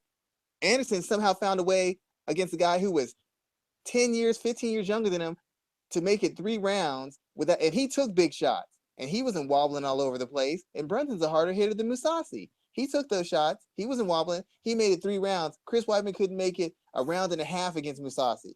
He couldn't make it a round and a half. And he only took punishment for, what, a minute and a half of that round? He really took punishment? He couldn't take a minute and a half worth of punishment? He didn't have the skills to make Mousasi hesitate? He wasn't good enough to make Mousasi hesitate. He wasn't good enough to counter him. He wasn't good enough to get away from his strikes. He wasn't tough enough to take him. I mean, right now, their last 2 fights, which one looked better, Anderson or Weidman? I'll say Anderson definitely did. I'm not trying to be mean. I'm just saying. I mean, I think he fights Anderson right now. Anderson stops him. They can call me crazy. If he takes that fight with Anderson, Anderson will stop him. So that's So what I let's talk say. about some other things. You mentioned passing a test, which is a very good term to use for Charles Oliveira. Oliveira passed a big test in Will Brooks, and he made it look easy, submitting the former Bellator champion in, what was it, 2 minutes or something like that. So Yeah. what did you think about that? I'm not surprised that he got the win. I'm not surprised he got the submission win. I was surprised he got it that quickly. What were your thoughts about how that fight went down? The first thing I thought when I saw that fight, and this is before I talked to some people who deal with some of these fighters, who can't or spar with him, whatever, asked me what my opinion of Will Brooks was, and my initial opinion was he's improving. He's more. He's not a finisher, but he's a smart, control-based, deliberate fighter. But he depends too much on his athleticism, and his stand-up defense and his takedown defense can be shoddy, and his submission defense, in my opinion, depends too much on his toughness and his strength and his athleticism to get him by. I mean, he said, no, you don't know. Brooks is so technical. He's so control based. He's so defensively responsible. You're not giving him a fair shot. First thing I thought was I never should have listened to that person, because the same stuff I said about Brooks 2 years ago completely exposed on Guerrero looked like a brand new man at 155. He didn't just he smoked him anyway. He grown manned him anyway. You think I've ever seen anybody get their hands on Will Brooks around like that? It wasn't even close. Will Brooks is supposed to be a good wrestler. Supposed to have good defensive, be good in the clinch. Oliveira did whatever he wanted to him, took him down and finished him. Now, Will Brooks was going to get taken down and put in an inferior position, I would have said, yeah, Oliveira is going to submit him. But never in my wildest dreams did I see Oliveira getting his hands on him. I could not have pictured that in a million years. And that's what I said last week. I said, control him, beat him up in the clinch, take him down. He'll defend his submissions, but he'll him out, roughing him up. Oliveira Yeah, can't man. take But punishment. Never got to see Oliveira because Oliveira manhandled him. that's the thing too, and he's getting better on the feet as well. As we never really got the chance to see that. It was a step in, body lock, a big dump, and right to the back. In my opinion, I think that this is more of a it speaks better to Oliveira than it does against Brooks. It does not look good for Brooks at all, but I think that I think that Oliveira's size and strength kind of caught him off guard, and the fact that Oliveira didn't have to make that weight cut, he's still a big lightweight too as well. He had the height and the range against Brooks, and I think avoiding that weight cut did a lot for him in this fight here, and we're seeing it more and more. We saw it in Anthony Johnson's career as well too, how detrimental that weight cut can be to your long term viability as a fighter. And here it is, Oliveira, who um, looked bad his last fight where he struggled to miss weight. He made weight. He looked bad. Well, he looked better in the fight before that, but he didn't make weight as well. So seeing him at lightweight and seeing him talk about, he still wants to go back down to 145 to get another crack at Max Holloway. I get it. I understand you want to get that win back. You want to be at your best when you face the best, but maybe he should think about sticking around at 155, which is actually where he got his start in the UFC. I think he has an opportunity there. Yeah, if I was him, I wouldn't cut that way. He hasn't really looked good at featherweight since he's been down there. He's had a lot of stoppage losses, taken shots very well, and he hasn't looked nearly as dynamic or strong as he looked in that fight against Brooks. He's gonna do what he wants to do, but it's hard. It's one of the situations where you sit there and you're like, what is his management? What is his camp letting him do? When you see him look that good, and then you're telling me he's gonna go back to the weight that he's looked just terrible at for the past year and a half, and he's missed weight almost every time. That way for what? It I Exactly, mean, if for what? Brooks, I know people say it doesn't look like a bad loss. This is a terrible loss. Charles Oliveira hasn't really looked good in not really looked good in a year and a half. He hasn't looked this dominant in a couple of years, and he walked through Brooks. Brooks was a big signing. Brooks has been given matchups and kind of minimize, don't really focus on his weaknesses. I mean, Oliveira was a fight he should have won. Ross Pearson was a fight more or less he won and he should have won. Even the Cowboy Oliveira, if Cowboy Oliveira makes 155, I think Will Brooks would have beat him. I think he missed weight on purpose to have that advantage. But he's been given favorable matchups to get him familiar with the fans and to build his brand, build his name, and to get him on a win streak. And so then he comes out and yet another favorable matchup and he gets smoked. And there's no weight issue now. There's no he was bigger than he was supposed to be. There's no he didn't make weight and handle an outclass point blank period. So I don't know how this isn't a huge loss for him. I don't know how to spin it. How do you spin it? What's Oliveira like on a 2-fight losing streak, 3-fight losing streak? How do you spin that? How do you spin that loss? He was on a. I think he went 1-1 in his last two. Well, from what I remember, he didn't look very good in either one of those fights. It's just a bad loss because he was a big signing and people thought he had finally come into his own. And this is a big setback. It's gonna be hard. It's gonna be hard to spin this, and that's 2 losses in a row. And I mean, I guess he can try for a quick turnaround, but this is not what the UFC expected when they signed him, and I can't imagine this is what he expected when he got signed to the UFC either. Yeah, it's definitely going to be it's definitely a gut check time for him. Where he's gone what 1-2 since joining the organization. It's funny, his career, he has gone the way I thought Eddie Alvarez's career was going to go. Yep. Yep. Now that you say it, people thought Eddie Alvarez was too old and was just gonna get smoked. And Eddie Alvarez put together a win streak and won a title. And Will Brooks is 1-2. And the way he lost those 2 fights, he lost those fights in his specialty. He was out wrestled and beaten up by Oliveira, and he was out wrestled and submitted by Oliveira by the Bronx. He was in his area of strength. He got outclassed and outworked in his area of strength. So it just makes the loss look even worse. So they got to take a step back. He's got to get some things straight, and he's got to decide because he's nowhere near top 15 right now. This is and emphasize how bad a loss this is for him. Anybody else is going to tell you it's not. It's a very bad loss. Definitely is. So, what do you do with Oliveira? Do you tell him to do you try to convince him to stay at 155, or do you allow him to move back down? You can't make him. The UFC can't make him do anything. He's gonna do what he wants to do. If he wants to move back down, I guess he'll move back down. If he wants to stay up, I guess he'll stay up. I would think his team would at least explore him staying up because, like I said, he's missed weight in quite a few featherweight fights. So I don't understand the point of that struggling to make the weight, draining himself, still missing the weight, costing himself money, and then getting in a fight and getting beat up. It seems counterproductive. He looked at this fight. Oh, it definitely is counterproductive. Yeah, and not just for the short term, for the long term of his career, that stuff catches up to you. Taking abuse when you're dehydrated and drained, that's not good for your career. But if he wants to do it, I guess he's going to. I don't know why he would do it after this fight. I would at least give it another shot at 55. And if you win until you lose at 55 again, keep going at 55. We'll revisit it if you lose at 55. Then we'll revisit featherweight. Until then, keep fighting. That would be my suggestion.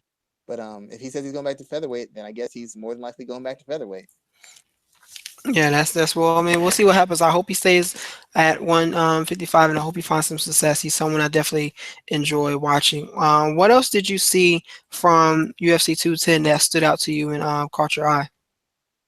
Well, just on a personal note, I wrote a piece on Caitlin Chukagian, one of Mark Henry's fighters, and Irene Aldana, who was one of the another fighter they had who brought in from the bringing that Hispanic demographic with a lot of fanfare and a lot of attention. And that fight essentially went the way I thought it was. Chukagian's footwork, her feints, her jab, and her activity was a little bit too much. And as for Aldana, she's actually a good fighter. She's very physically gifted. She's big. She's strong. She's fast. She hits hard. She's the kind of fighter that if she pushes, she's fine. But if somebody pushes back, she doesn't seem to know how to react. And every time she's had an opponent push back on her or punch with her and put pressure on her, she hasn't won yet. She lost against Tanya Evinger. She lost against Leslie Smith, and even against Chukagian, who's not a big hitter and throws a lot of variety of strikes. She essentially stopped counterpunching or leading with her offense once the other person refused to back up and kept firing back. And that's a big flaw that almost any fighter can exploit. And she's had them exploited by two girls who aren't big hitters in the division. So for all her technical skill and her athletic skill, she has this huge flaw about how to react under pressure, and it doesn't bode well for her if she's going to make any sort of headway in the UFC because all you have to do is punch back. You want to beat her? Take what she has to offer and punch back, and you're going to win. Because her last two fights were lost because the other person refused to let her bully them. Once they stopped letting her bully them, she started losing. And I personally, that was rewarding for me because I wrote about that. The other fight, the Cynthia Calvillo and Pearl Gonzalez fight, I thought that was going to be a little bit more competitive. And Calvillo just smoked her. That was a really impressive performance. I know Pearl Gonzalez isn't highly ranked, but Calvillo's made the most of her opportunity. She's had two main cards, and she's looked dominant in each main card fight. And she actually shows a little bit of craft and awareness that her former teammate Paige Van Zant never showed. So I'm going to start thinking that Paige Van Zant might be losing her spot as a media darling with the UFC because not only is she not winning, she's fighting and has that sports fans behind her that could really turn her into the next big star in the division. I was Well, very you said something about teammate. Van Zandt is not at Team Alpha Male anymore. More. Oh yeah, she did leave, didn't she? Yep. So maybe that has something to do with it. I don't know. I'm not speculating, but she's not there anymore. Cavilla's a better technical fighter. I mean, I don't know if she's the athlete that Van Sant is, but as far as actual functional applicable technique, Cavillo is a superior fighter right now. I mean, she shows some real awareness and real grappling chops. And even though she's not super sharp with her, sharp with her striking, she's making the strategically responsible moves on the feet. She beat a girl who could really fight. I mean, her first two opponents were better than the first two opponents that Paige Van Zandt have a chance to be a force in the division if she can keep on moving like this because she's better skilled than a lot of fighters in there right now. I think she really can do something. So that was the other biggest thing I noticed about it. And if she can ever get the Hispanic Mexican fans behind her, it's a wrap, man. She'll be huge. If she can ever get them behind her, she'll be one of the biggest top 10, top 7 stars in the UFC because those fans are rabid about their combat sports. That's definitely true there. Is there anything else that stood out to you from UFC 210? Anything else that caught your eye at the end of the day? Dominic Cruz and Joe Rogan work really well together. Joe Rogan and Daniel Cormier, not so much. Dominic Cruz and Joe Rogan, styles and their tones and how they approach things really meshes very well. They were excellent, in my opinion, on commentary. Yeah, they definitely did do very well. I definitely liked how their commentary, especially through the Mousasi Weidman situation, it was good through and through, and I liked what I heard there. Um, let's look at UFC. So let's look at UFC on Fox 24, and then we'll come back to the Bellator event later on. Here we have Demetrius Johnson chasing history as he looks to win his 10th title defense in a row. This will be number 10 as he faces Wilson Hayes. He's a big favorite coming into the to the fight this weekend. How do you see this bout going? Um, it's hard not to pick Johnson. I mean, Wilson Hayes is a good fighter. The main advantage he has is on the ground.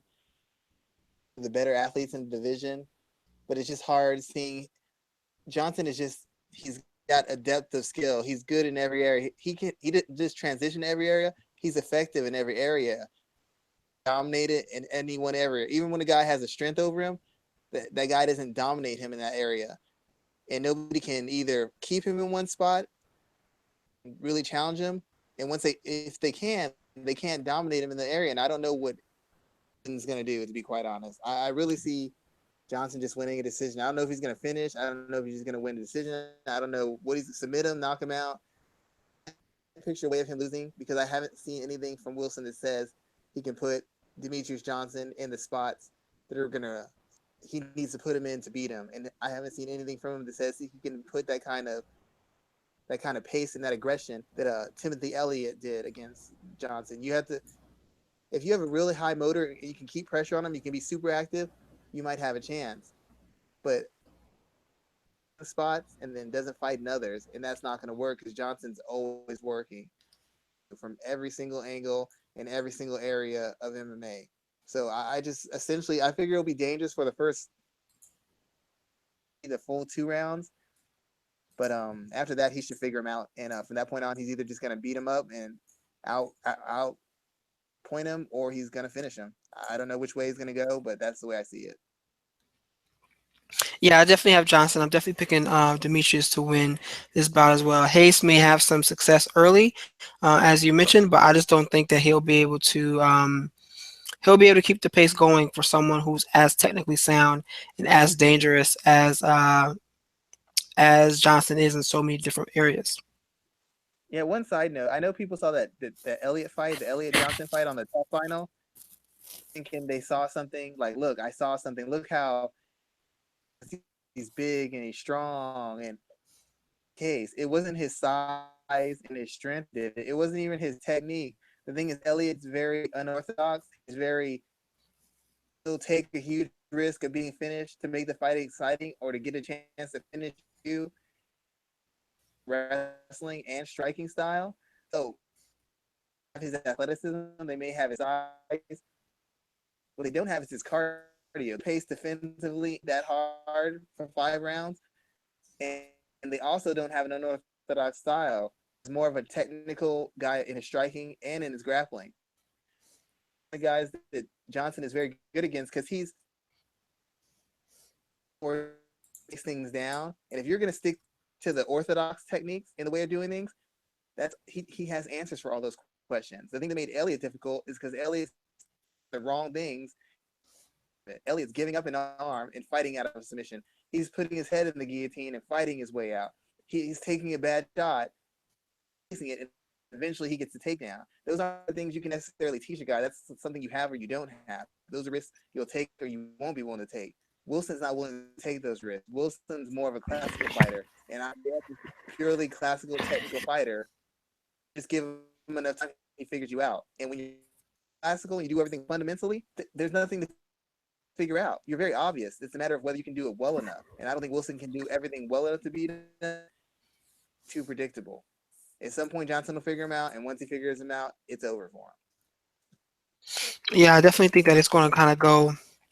It'll be a lot of haste early in the fight, then it'll probably go straight downwards from there. Let's talk about this co-main event with Michelle Waterson and Rose Namajunas. A lot of people are picking Namajunas to win. I definitely understand why she's a favorite. She's a bigger fighter.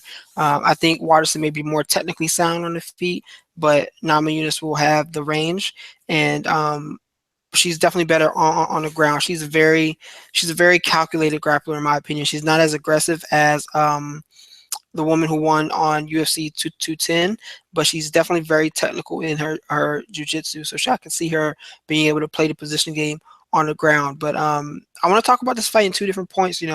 Waterson is the focal point here. I think the UFC is kind of trying to hitch their wagon to her. She's a beautiful woman. She's a mom. She's very funny. She has such a great personality. Everybody loves her. That's where she gets the name the Karate Hottie from. And even before UFC and before Strikeforce, she was a name in women's MMA. So it's interesting to see how it's kind of come full circle. And here it is, the Octagon or UFC is trying to kind of hitch their wagon to her at this point in time.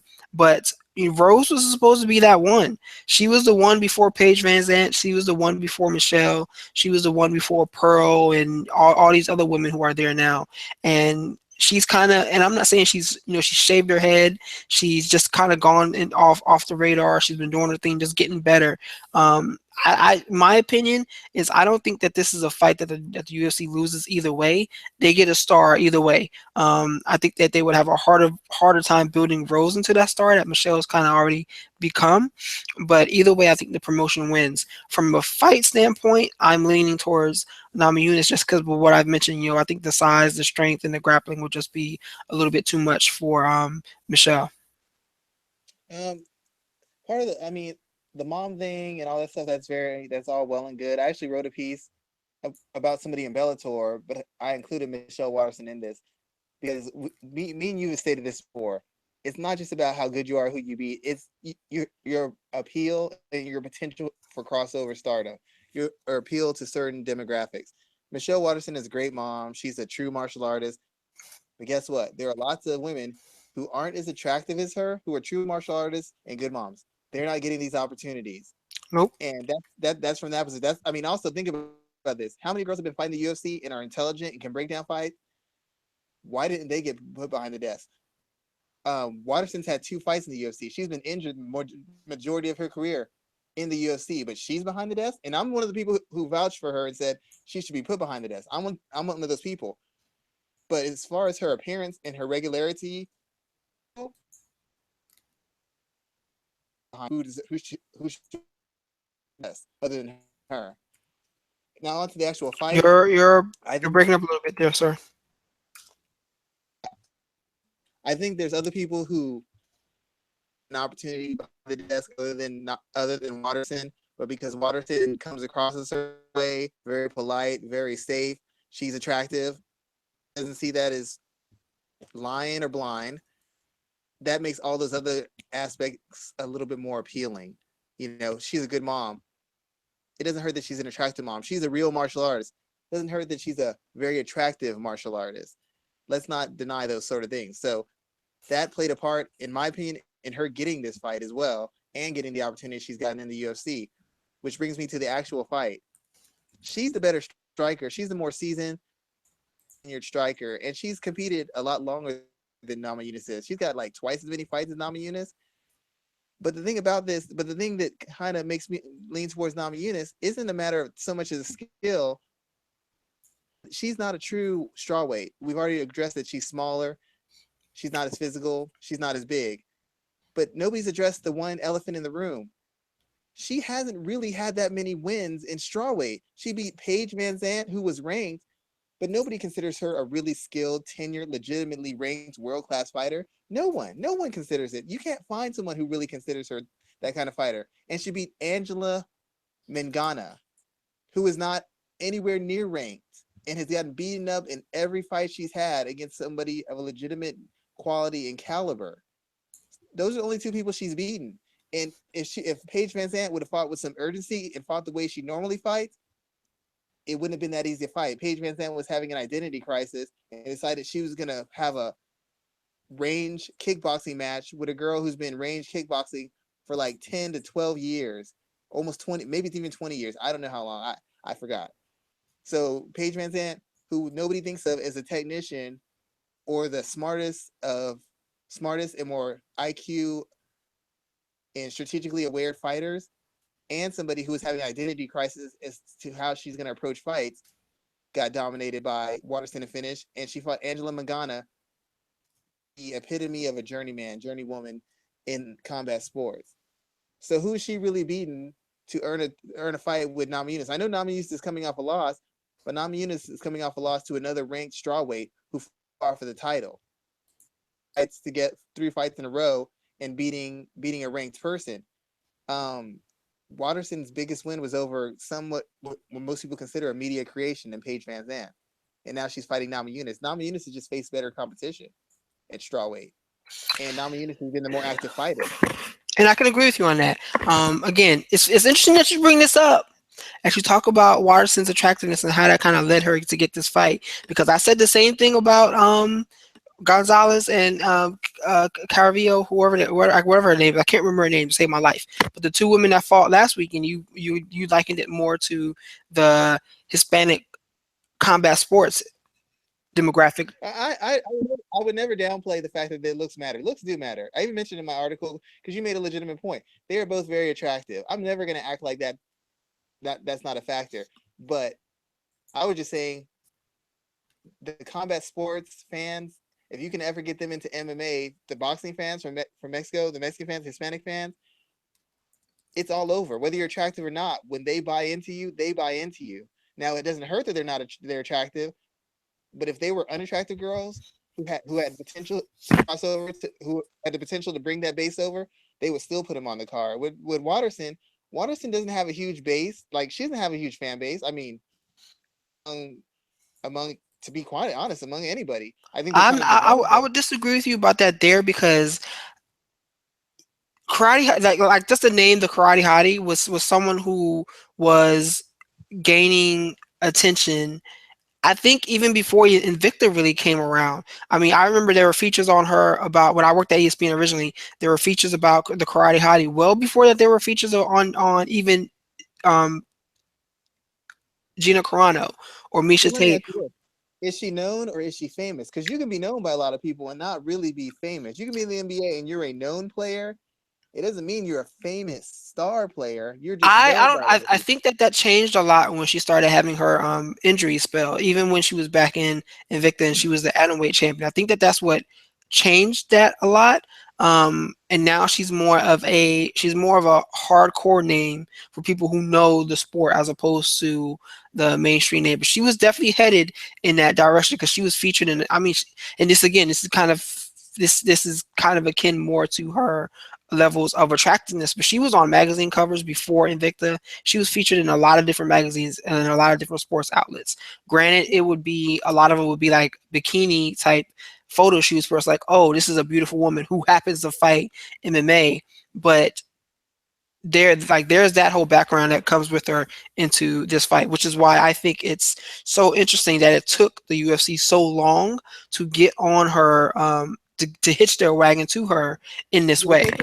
Did it take them so long, or was she constantly hurt so they couldn't push her? You know, because I don't think that has. I think that even though she was hurt, PVZ, and she got a fight with a ranked. She got a really tough. She was nowhere near a title fight, and Waterston fights her, and they were talking about possibly putting her in a title fight right away. Has she made a statement and called somebody out after her fight?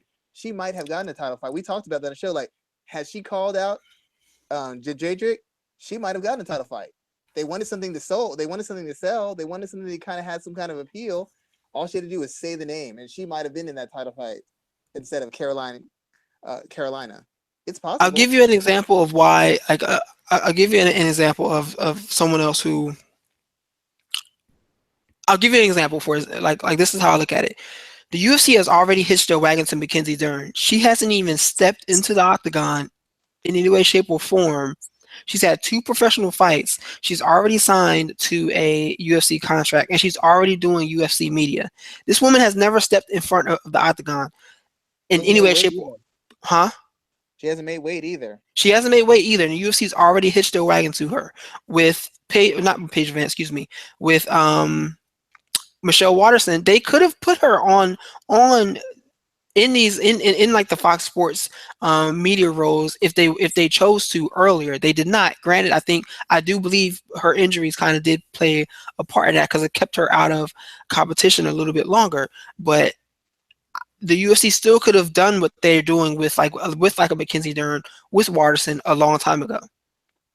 Yeah, I can. I mean, clearly, when Waterson was signed, she was signed back when the UFC was owned by fight promoters. The UFC is now owned by an entertainment company, which means, like you said last week, there's a different point in emphasis and things. They're trying to maximize pay-per-views, maximize ratings, which means people who have appeal, have a look, appeal to a demographic, or have an appealing style are going to get pushed. And it doesn't matter how great a fighter you are not getting pushed until you show us that you can generate some kind of interest, some kind of reaction, whether they hate you or they love you, they want to sleep with you or they want to beat you up.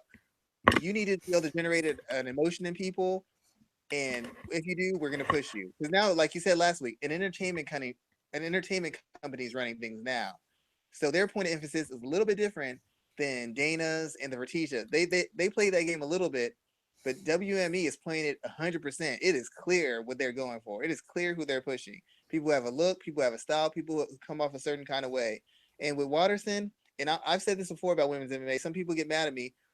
I'm a fan of women's MMA. I write so much about it. I tweet about it. But let's put it like this: when you have men fighters, part of men being in sports, part of the appeal for women is if you're in football, basketball, you're physically dominating somebody. You're bigger, you're stronger, you're faster. That plays up to the angle of men being protector, a man being strong and powerful and assertive and control, an alpha male, you might say. It's not attractive to most men that your girlfriend or your sister can beat you up. It might be cool, not a selling point. What sold Ronda Rousey was, and she's attractive. Michelle Watterson, it could kick your butt, but she's also easy on the eyes. That's always the balancing act they do with it, because selling a girl who can just beat up a bunch of men or could possibly beat up men, that isn't going to draw the demographic in they want. They push the girls who have an appeal. Otherwise, if they didn't, Tanya Evinger would be getting pushed, but she's not, and we all know why she's not getting pushed. Yeah, I could definitely get you on that. Well, how do you think this fight plays out? It basically, I wrote a piece on this, should be coming out this week, if not right on Saturday. Essentially, it comes down to whether Rose Namajunas is really turned the corner. When she fought Esparza, she was fighting wild. She was in unorthodox technique. She wouldn't set things up. There was no discipline. There was no rhyme. There was no reason. It was all highlight reel offense. And it got her exposed, taken down, beat up, and finished. After that loss, Trevor Whitman whipped her into shape, and she started fighting with discipline, poise, self-control, and deliberate controlled aggression. That jab came out, one of the best jabs in MMA.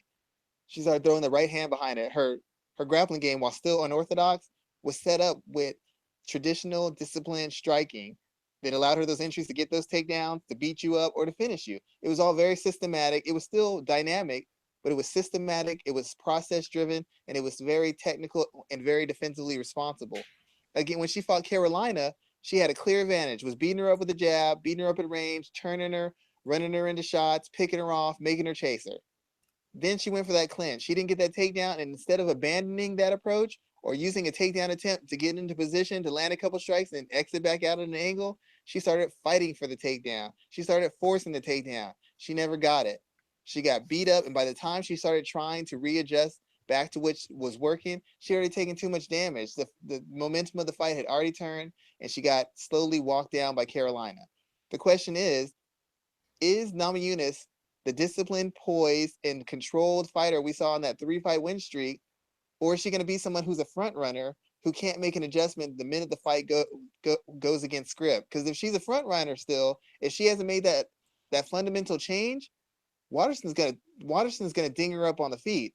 If she has made that fundamental change, if she's gonna be aware of what her opponent's giving her, if she's prepared for her opponent to fight back, and she's going to stick to a disciplined game plan and use all the tools instead of just getting hung up on an egotistical battle of I can do this and I can get you here and I can finish you now. If she fights to win instead of fighting to finish, she'll beat Waterson. Waterson has holes. Waterson's another front runner. She has not faced a girl who's really tested her in the UFC. She hasn't faced a test in almost 2 years. She's had easy wins against one-dimensional, athletically limited fighters. And as I stated before, when she fought Paige Van Zandt, the reason I thought Van Zandt was going to beat her, Waterson, as good a striker as she is, constantly falls into clinches, or when she gets in the pocket, she over pursues him. She starts reaching for him. A good fighter can take a step back and check hook her, hit her with an uppercut, back her up, hit her with a hook, jab her, whatever, reestablish the range and chip her up. A really smart fighter will see her overextending, take her down, and beat her within an inch of her life. Because Waterson's ground game, don't let that fight against Van Zandt fool you. Yeah, Van Zandt lasted against Namajunas, but that was a different Van Zandt. That Van Zandt was ready for war and was not going to give up worth anything.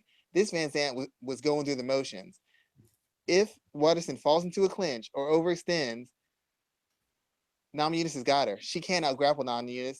I don't believe she can out wrestle her, and I don't think she can physically match up with her, strength for strength, shot for shot. But the question is, will Namajunas be focused and be willing to go through a difficult fight, or is she gonna cave in the minute it gets tough? I believe she's turned the corner, and I believe she's gonna win the fight. But if she resorts back to what she did before with Carolina and what she did with Esparza, it'll be over and it'll be over quick. Otherwise, I think she stops. I think she stops Waterson. I don't think Waterson's as durable as her. I don't think Waterson's as strong as her. I know Waterson's not a better grappler, and even though she's the more tenured and skilled striker, Namajunas has faced better strikers. Her jab is legit. Her jab is really good, and Namajunas isn't a big hitter. She might make mistakes, but Namajunas isn't the type of girl who just stuns girls and really hurts them. I mean, even when she hit Van Zandt panicked because she was getting hit clean a lot. I don't think she's really hurting her. I don't think Waterson is really a big hitter.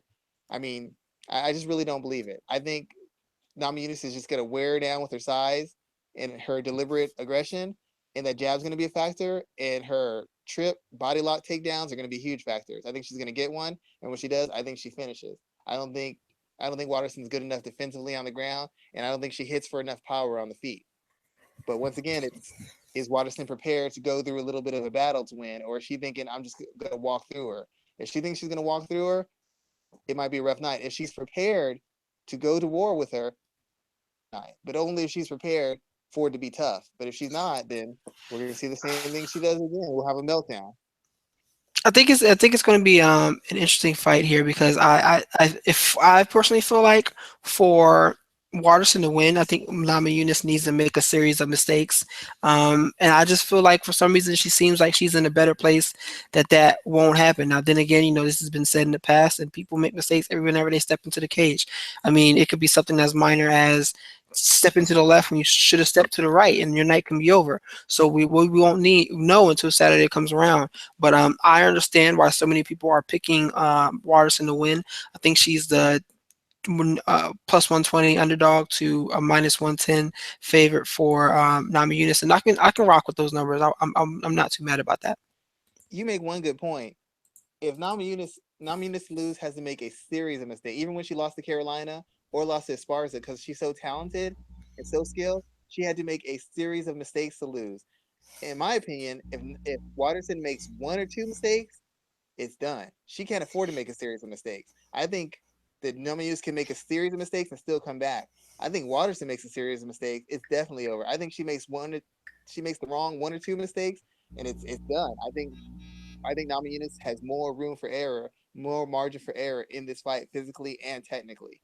I don't think Waterson has very much room for error. I think she needs to fight the best fight she's ever fought and a perfect fight. If she fights the fight she fought against Jessica Panay, she will not beat Rose Namajunas. If she fights the fight she fought against Mangana took her down and had her in a little bit of trouble. If she fights that fight against Namajunas, she will not win. She's got to fight flawlessly, and I don't think she can do it. I might be wrong. I don't think it's going to happen though. So let's keep moving down the card, and then we have a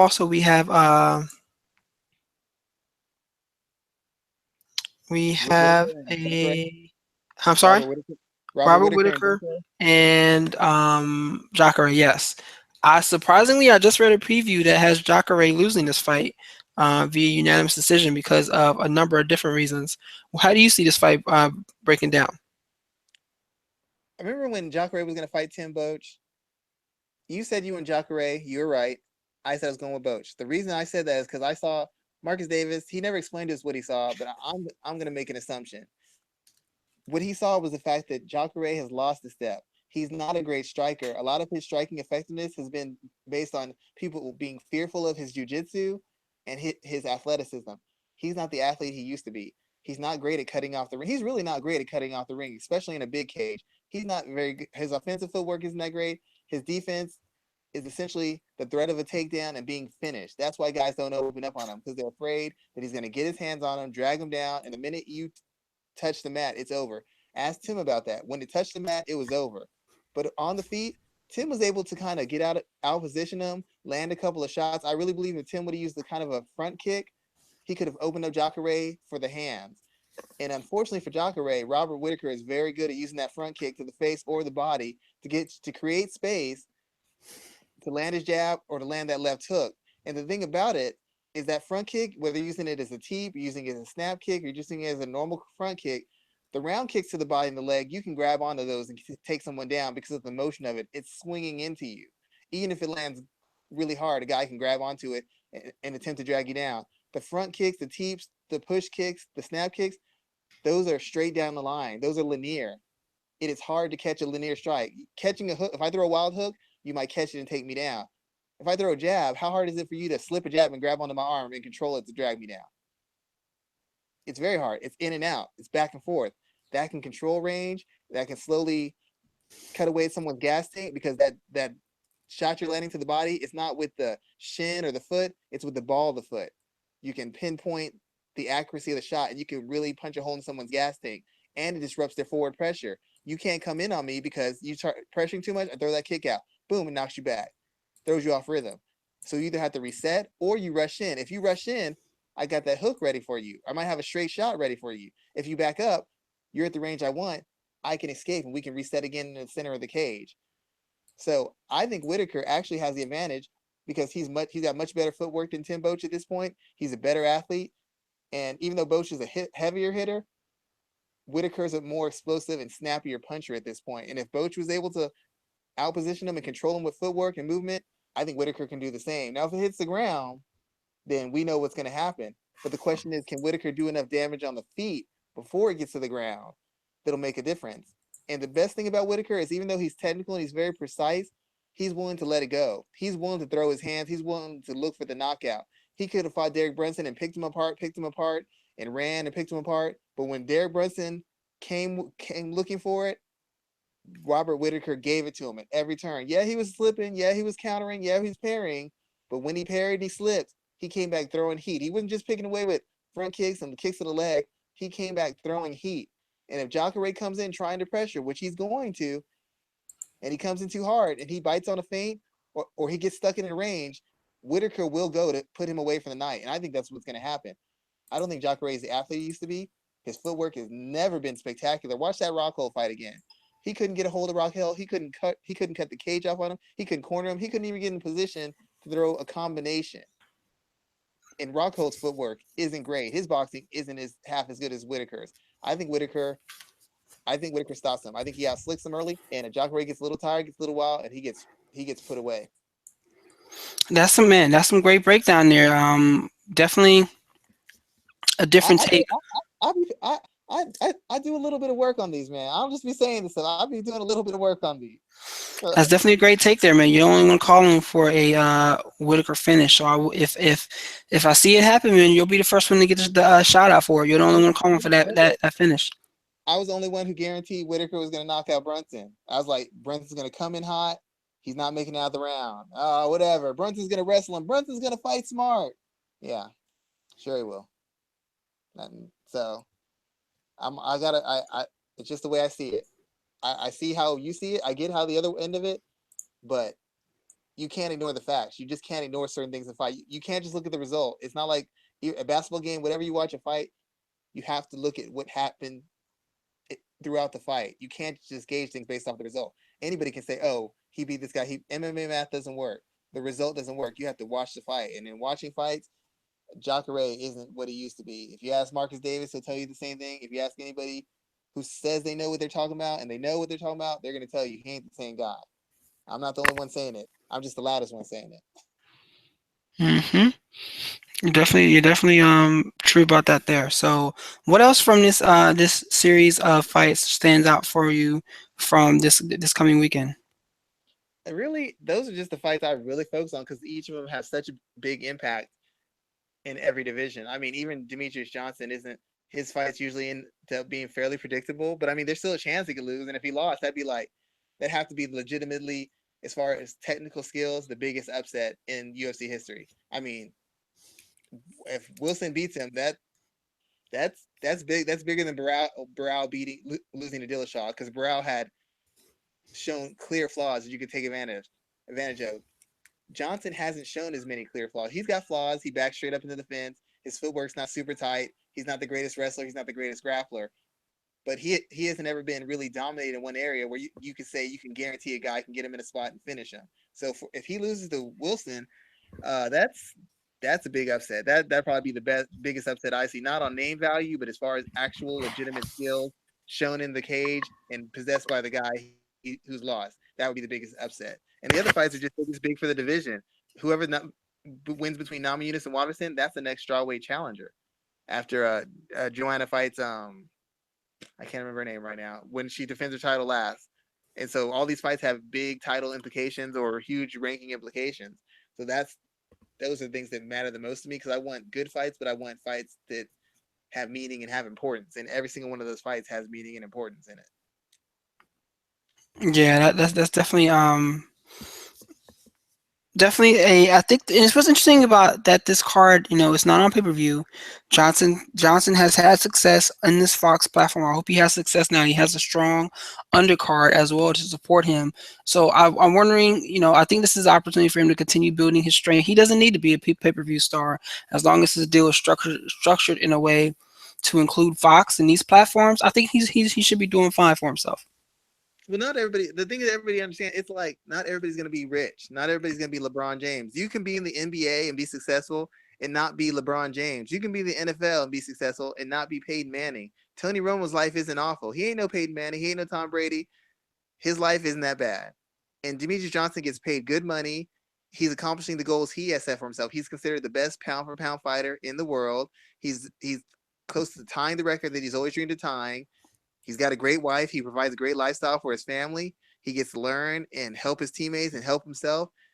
I don't know that he's really bothered by not being a superstar. And I don't think he necessarily has to be. As long as he's being treated respectfully by the organization and getting paid for the skills he's showing, who cares? Not everybody's going to be a superstar. Not everybody resonates with fans. People got to stop getting hung up on looking what other people have and what other people get and focus on what you can get for yourself and maximizing that. And that's what he does. He maximizes the people who the opportunity he has is he gets and he maximizes the skills he has and the talents he has and the charisma he has and he's happy with whatever comes from it.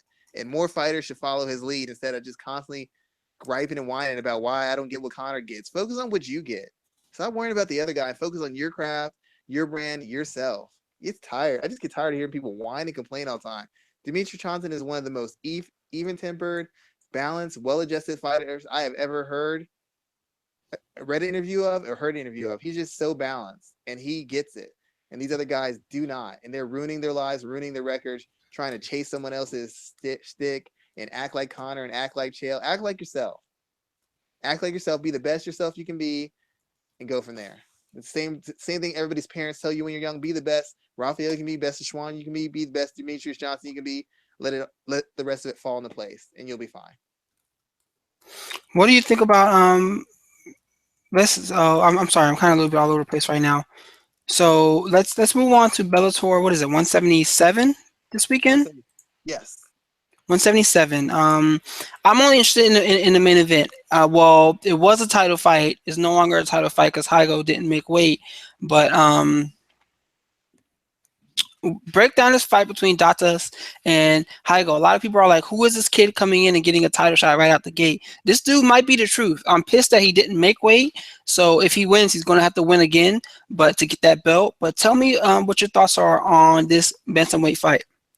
The funny thing about this, Dantas beat Wilson Hayes, and now Wilson Hayes is fighting for the UFC title, while Dantas is was defending his Bellator title. So that's really weird that you have a guy who beat the guy who's now challenging the pound for pound best guy in the world. So that's just a weird fact.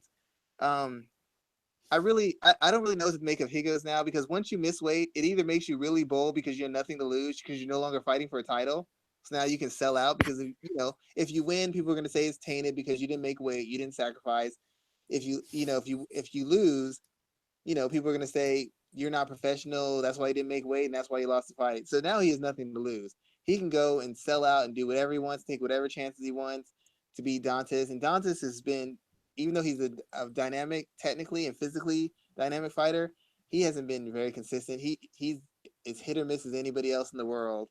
And that's the only concern I have for him. That's my concern when they announce this fight. He's not always mentally, in my opinion, always mentally checked in. He can, when fights get tough, he kind of checks out a little bit. Sometimes he gets a little too cocky, or he seems a little bit too sure of himself.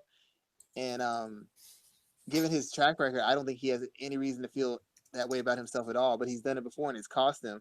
So I really thought that even with the guy now not making the weight, I think he might even lose even more focus because it's not a title fight anymore. He loses.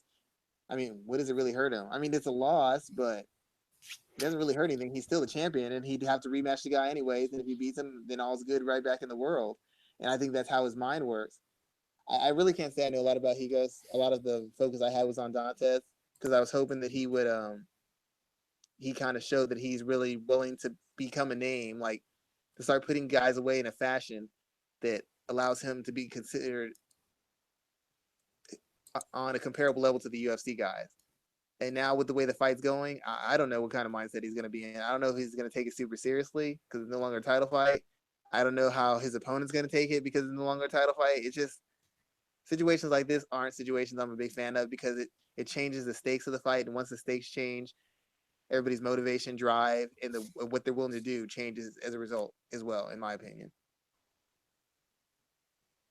Yeah, I can definitely get with you on that. I'm looking forward to this main event. And I did not know that Dantas had that win over Hayes. I I'm not sure how many more fights he has left, but I definitely think that he's someone that the UFC has their eye on.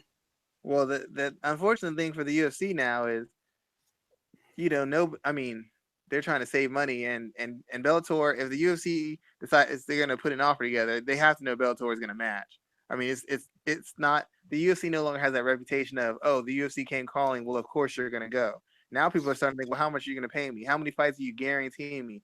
What kind of points and credit am I going to get? Who am I going to fight the first fight? They're starting to ask questions. You used to never ask questions of the UFC.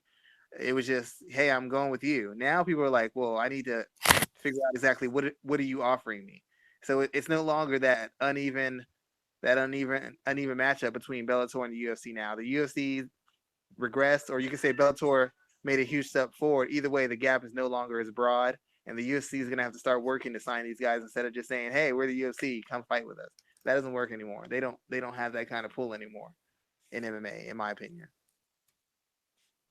Yeah, I can definitely get with you on that there. Let's look at some of the other news stories that have kind of went on from this week. We got some pretty fights. We got some pretty important fights mentioned where we have. Actually, before I go into that, did you see the story about Anthony Johnson trying to? He's going back and forth about the UFC 210 weigh-ins. At first, they were saying that they wanted Daniel Cormier stripped. Now they're saying they don't want him stripped of the title. Have you been following this?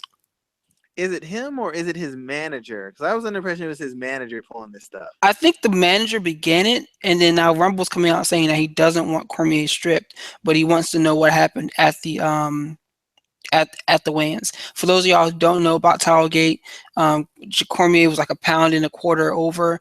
He then walked away, came back, and he's kind of like leaning on the towel. It's an old wrestling trick. You lean on the towel a little bit to kind of lift yourself up a little bit off the scale, and he makes weight. It is what it is. It's like Michael Jordan's famous line against the Jazz. If it was a foul, did the refs call it? The refs didn't call it. He was allowed to fight, and he won the bout. I get. I mean, I guess. I mean, nothing against Anthony Johnson. I'm sure he's a good enough guy, but considering some of the stuff he's been involved in, if he's acting on some kind of moral ground, it just looks like a bad look. And even if he, I mean, what does it matter? Rule based on the rules, I get why you want to know. Based on that, I get completely. But it doesn't change anything for you. You're still retired and you still mailed it in. So what are you gonna say? Because he came in overweight, it somehow mentally frustrated you or broke you, and that's why you couldn't perform? I don't know if I'm buying that. I just don't. I just know what the purpose of it. What's the purpose of him doing it? If somebody can explain that to me, what he's getting out of it, then maybe I would support it. But I don't see the point of it. It just seems pointless, and it's not going to change anything. It's not going to fix anything. So why do it? Exactly, it's not going to fix anything. So, with that in mind, man, like, let's. What else are we looking forward to this week? We got a lot of ADCC North American Trials this weekend. Fight to Win Pro. Excuse me, Fight to Win Pro is tomorrow night. I got some friends competing on that card. Former UFC competitors and a couple other guys I know. Other than that, what do you? And then we also got. It isn't no, that's not. I almost got excited for a minute. I thought that the Saul Canelo fight was this weekend, but that's not until May 6th. But what are some other things that you're looking forward to this week? Um, I, Before I get into, I just have one question. When they bring these UFC guys into these grappling organizations for these events, are they paying them like some kind of bonus for name value? Because I mean, obviously that UFC carries some kind of weight. I'm just curious. Do you even know? Do they pay them more money for being there? They do usually get paid more than some of the other competitors. Yes. Okay, I was just curious because I'm like, why are these guys doing that? Nothing against grappling, but I'm like, why are you doing this? Like, is it that much of a financial benefit that you would, go in there and do that? Because otherwise, I don't see the purpose outside of being competitive. And I honestly don't believe that a lot of these fighters are as competitive as they make themselves out to be in their sound bites. So thank you for explaining that to me. I was a little curious. No Um, problem. No problem. Sure. Me, the stuff I was excited about. I was excited about the announcement that they're gonna have the Ward Kovalev rematch. I know it's not anytime soon, but that was a fight that was in my opinion, a good fight and a fight that created a lot of controversy and finally they're having the rematch. So that was the biggest highlight for me. Um, a lot of the stuff I was focused on was actually the UFC card. I wasn't too hip on the Bellator card because it seems like another one of those cards where they have a good main event or maybe a good main and co-main event, and the rest of it is just just just really not worth watching, to be honest. So I didn't have a lot to be excited about this week as far as the fights and the events coming on. So even beyond that, I actually also forgot too that NBA playoffs start on Sunday too. So be sure to sit down and watch some damn good basketball. Oh yeah, we're sure the heavyweight champion will be watching his Cleveland Cavaliers play. So Yeah, that guy. we're definitely sure about that as I hope he's getting ready for his next bout, man. But with that in mind, what else are you working on for fight? Excuse me, I almost said fight metric. I got too many jobs, man. What else are Oh you man, working on for MMA ratings this week? I have the piece coming out on Rose Namajunas. It's more of kind of talks about the evolution of Rose and whether that evolution is 100% real or if it's just an illusion based on her fighting some lesser opponent that allowed her to make herself into something that she really isn't, and ask that question. The other piece I had released earlier this week was about Anastasia Yankova, the former Russian Muay Thai fighter who's become somewhat of a lightning rod in Bellator because of the opportunity she's presented. Clearly because of her looks. I mean, let's just be honest about it. And I kind of delved into that, and I kind of recommend it for anybody who ever has an issue with somebody like a Conor McGregor or a Misha Tate or a Paige Van Zant, because I discussed the kind of phenomena of the poster girl and the poster boy, talk about why that happens, talk about why people resent it, talk about the opportunities it presents for fighters. But more importantly, I talk about the dirty little secret nobody wants to discuss, that poster boys, poster girls, handsome guys, trash talking guys, good looking women who fight, they're necessary evils. They bring money, they keep the lights on, they bring attention. And even though nobody likes to admit it, everybody wants that payday. Everybody wants the attention that comes from fighting the person who has that cachet, who has that name value. And I'll use Conor McGregor as a clear example. People say he's the easiest fight in any division. Multiple fighters say that. Then why do you keep calling for the easiest fight? Because that's the money fight and you all want to make money. Nobody wants to admit it because we're all warriors, we're all soldiers. That's not true. You're a businessman. You want him. You already said he's the easiest fight. You don't want him because he's tough. You want him because he pays you the most. And the same thing with Anastasia Yankova. She hasn't made weight. She hasn't beat a ranked opponent. She hasn't looked dynamic in beating the people she's beaten. Yet everybody in the Bellator strawweight division can't keep her name out of their mouth because they know being attached to her or mentioning her is going to get them more clicks, going to get them more interviews, going to get them a possible payday. That's all that matters. And it's a business. And as soon as fans and fighters are just more honest about that, the sooner you can enjoy the sport for what it is. Very true, sir. Very good breakdown there. So I'm actually working on a piece right now for who is this for? Bloody Elbow about the ACC trials this weekend, but I have a piece about Demetrius Johnson that's going to go up today for MMA ratings. Another piece about the middleweights from earlier on this week, and we always have a great show. I'm going to be looking forward to watching the fights this weekend to see what storylines come out for next week because I'm going to be sure to put together some strong content starting on Sunday. So with that in mind, man, I definitely appreciate your time and look forward to having you back I next only week. got kids in one job. You got like 15 jobs and like 32 Yeah, man, hobbies. So I appreciate this. I'm definitely sitting there thinking to myself like, what on earth am I doing? But it is what it is, man. It's all for the love of the game, and it's all for the love of money at the same time too. Yeah. Oh yeah. The money. Fans. You know what? I love all you guys. But when you read the article, you know what? Feel free to comment on us. Feel free to share us because we love the sport. We love doing this for you. But wouldn't mind if we made a little bit of money off it on the side either. We're just gonna be honest. I wouldn't mind it. Wouldn't be honest, man. Wouldn't be I honest. wouldn't. I won't put that on you. I'll put that on me. I wouldn't mind it. So with that in mind, man, we will see you all next week. We appreciate the time, and don't forget to like and share our content each and every time that you see it. Check us out on MMAratings.net and catch us all over social media as well too. All Have a right, great night, guys. Thanks Schwan. again for listening. Yeah, take it easy, man. No problem, man. Have a good one.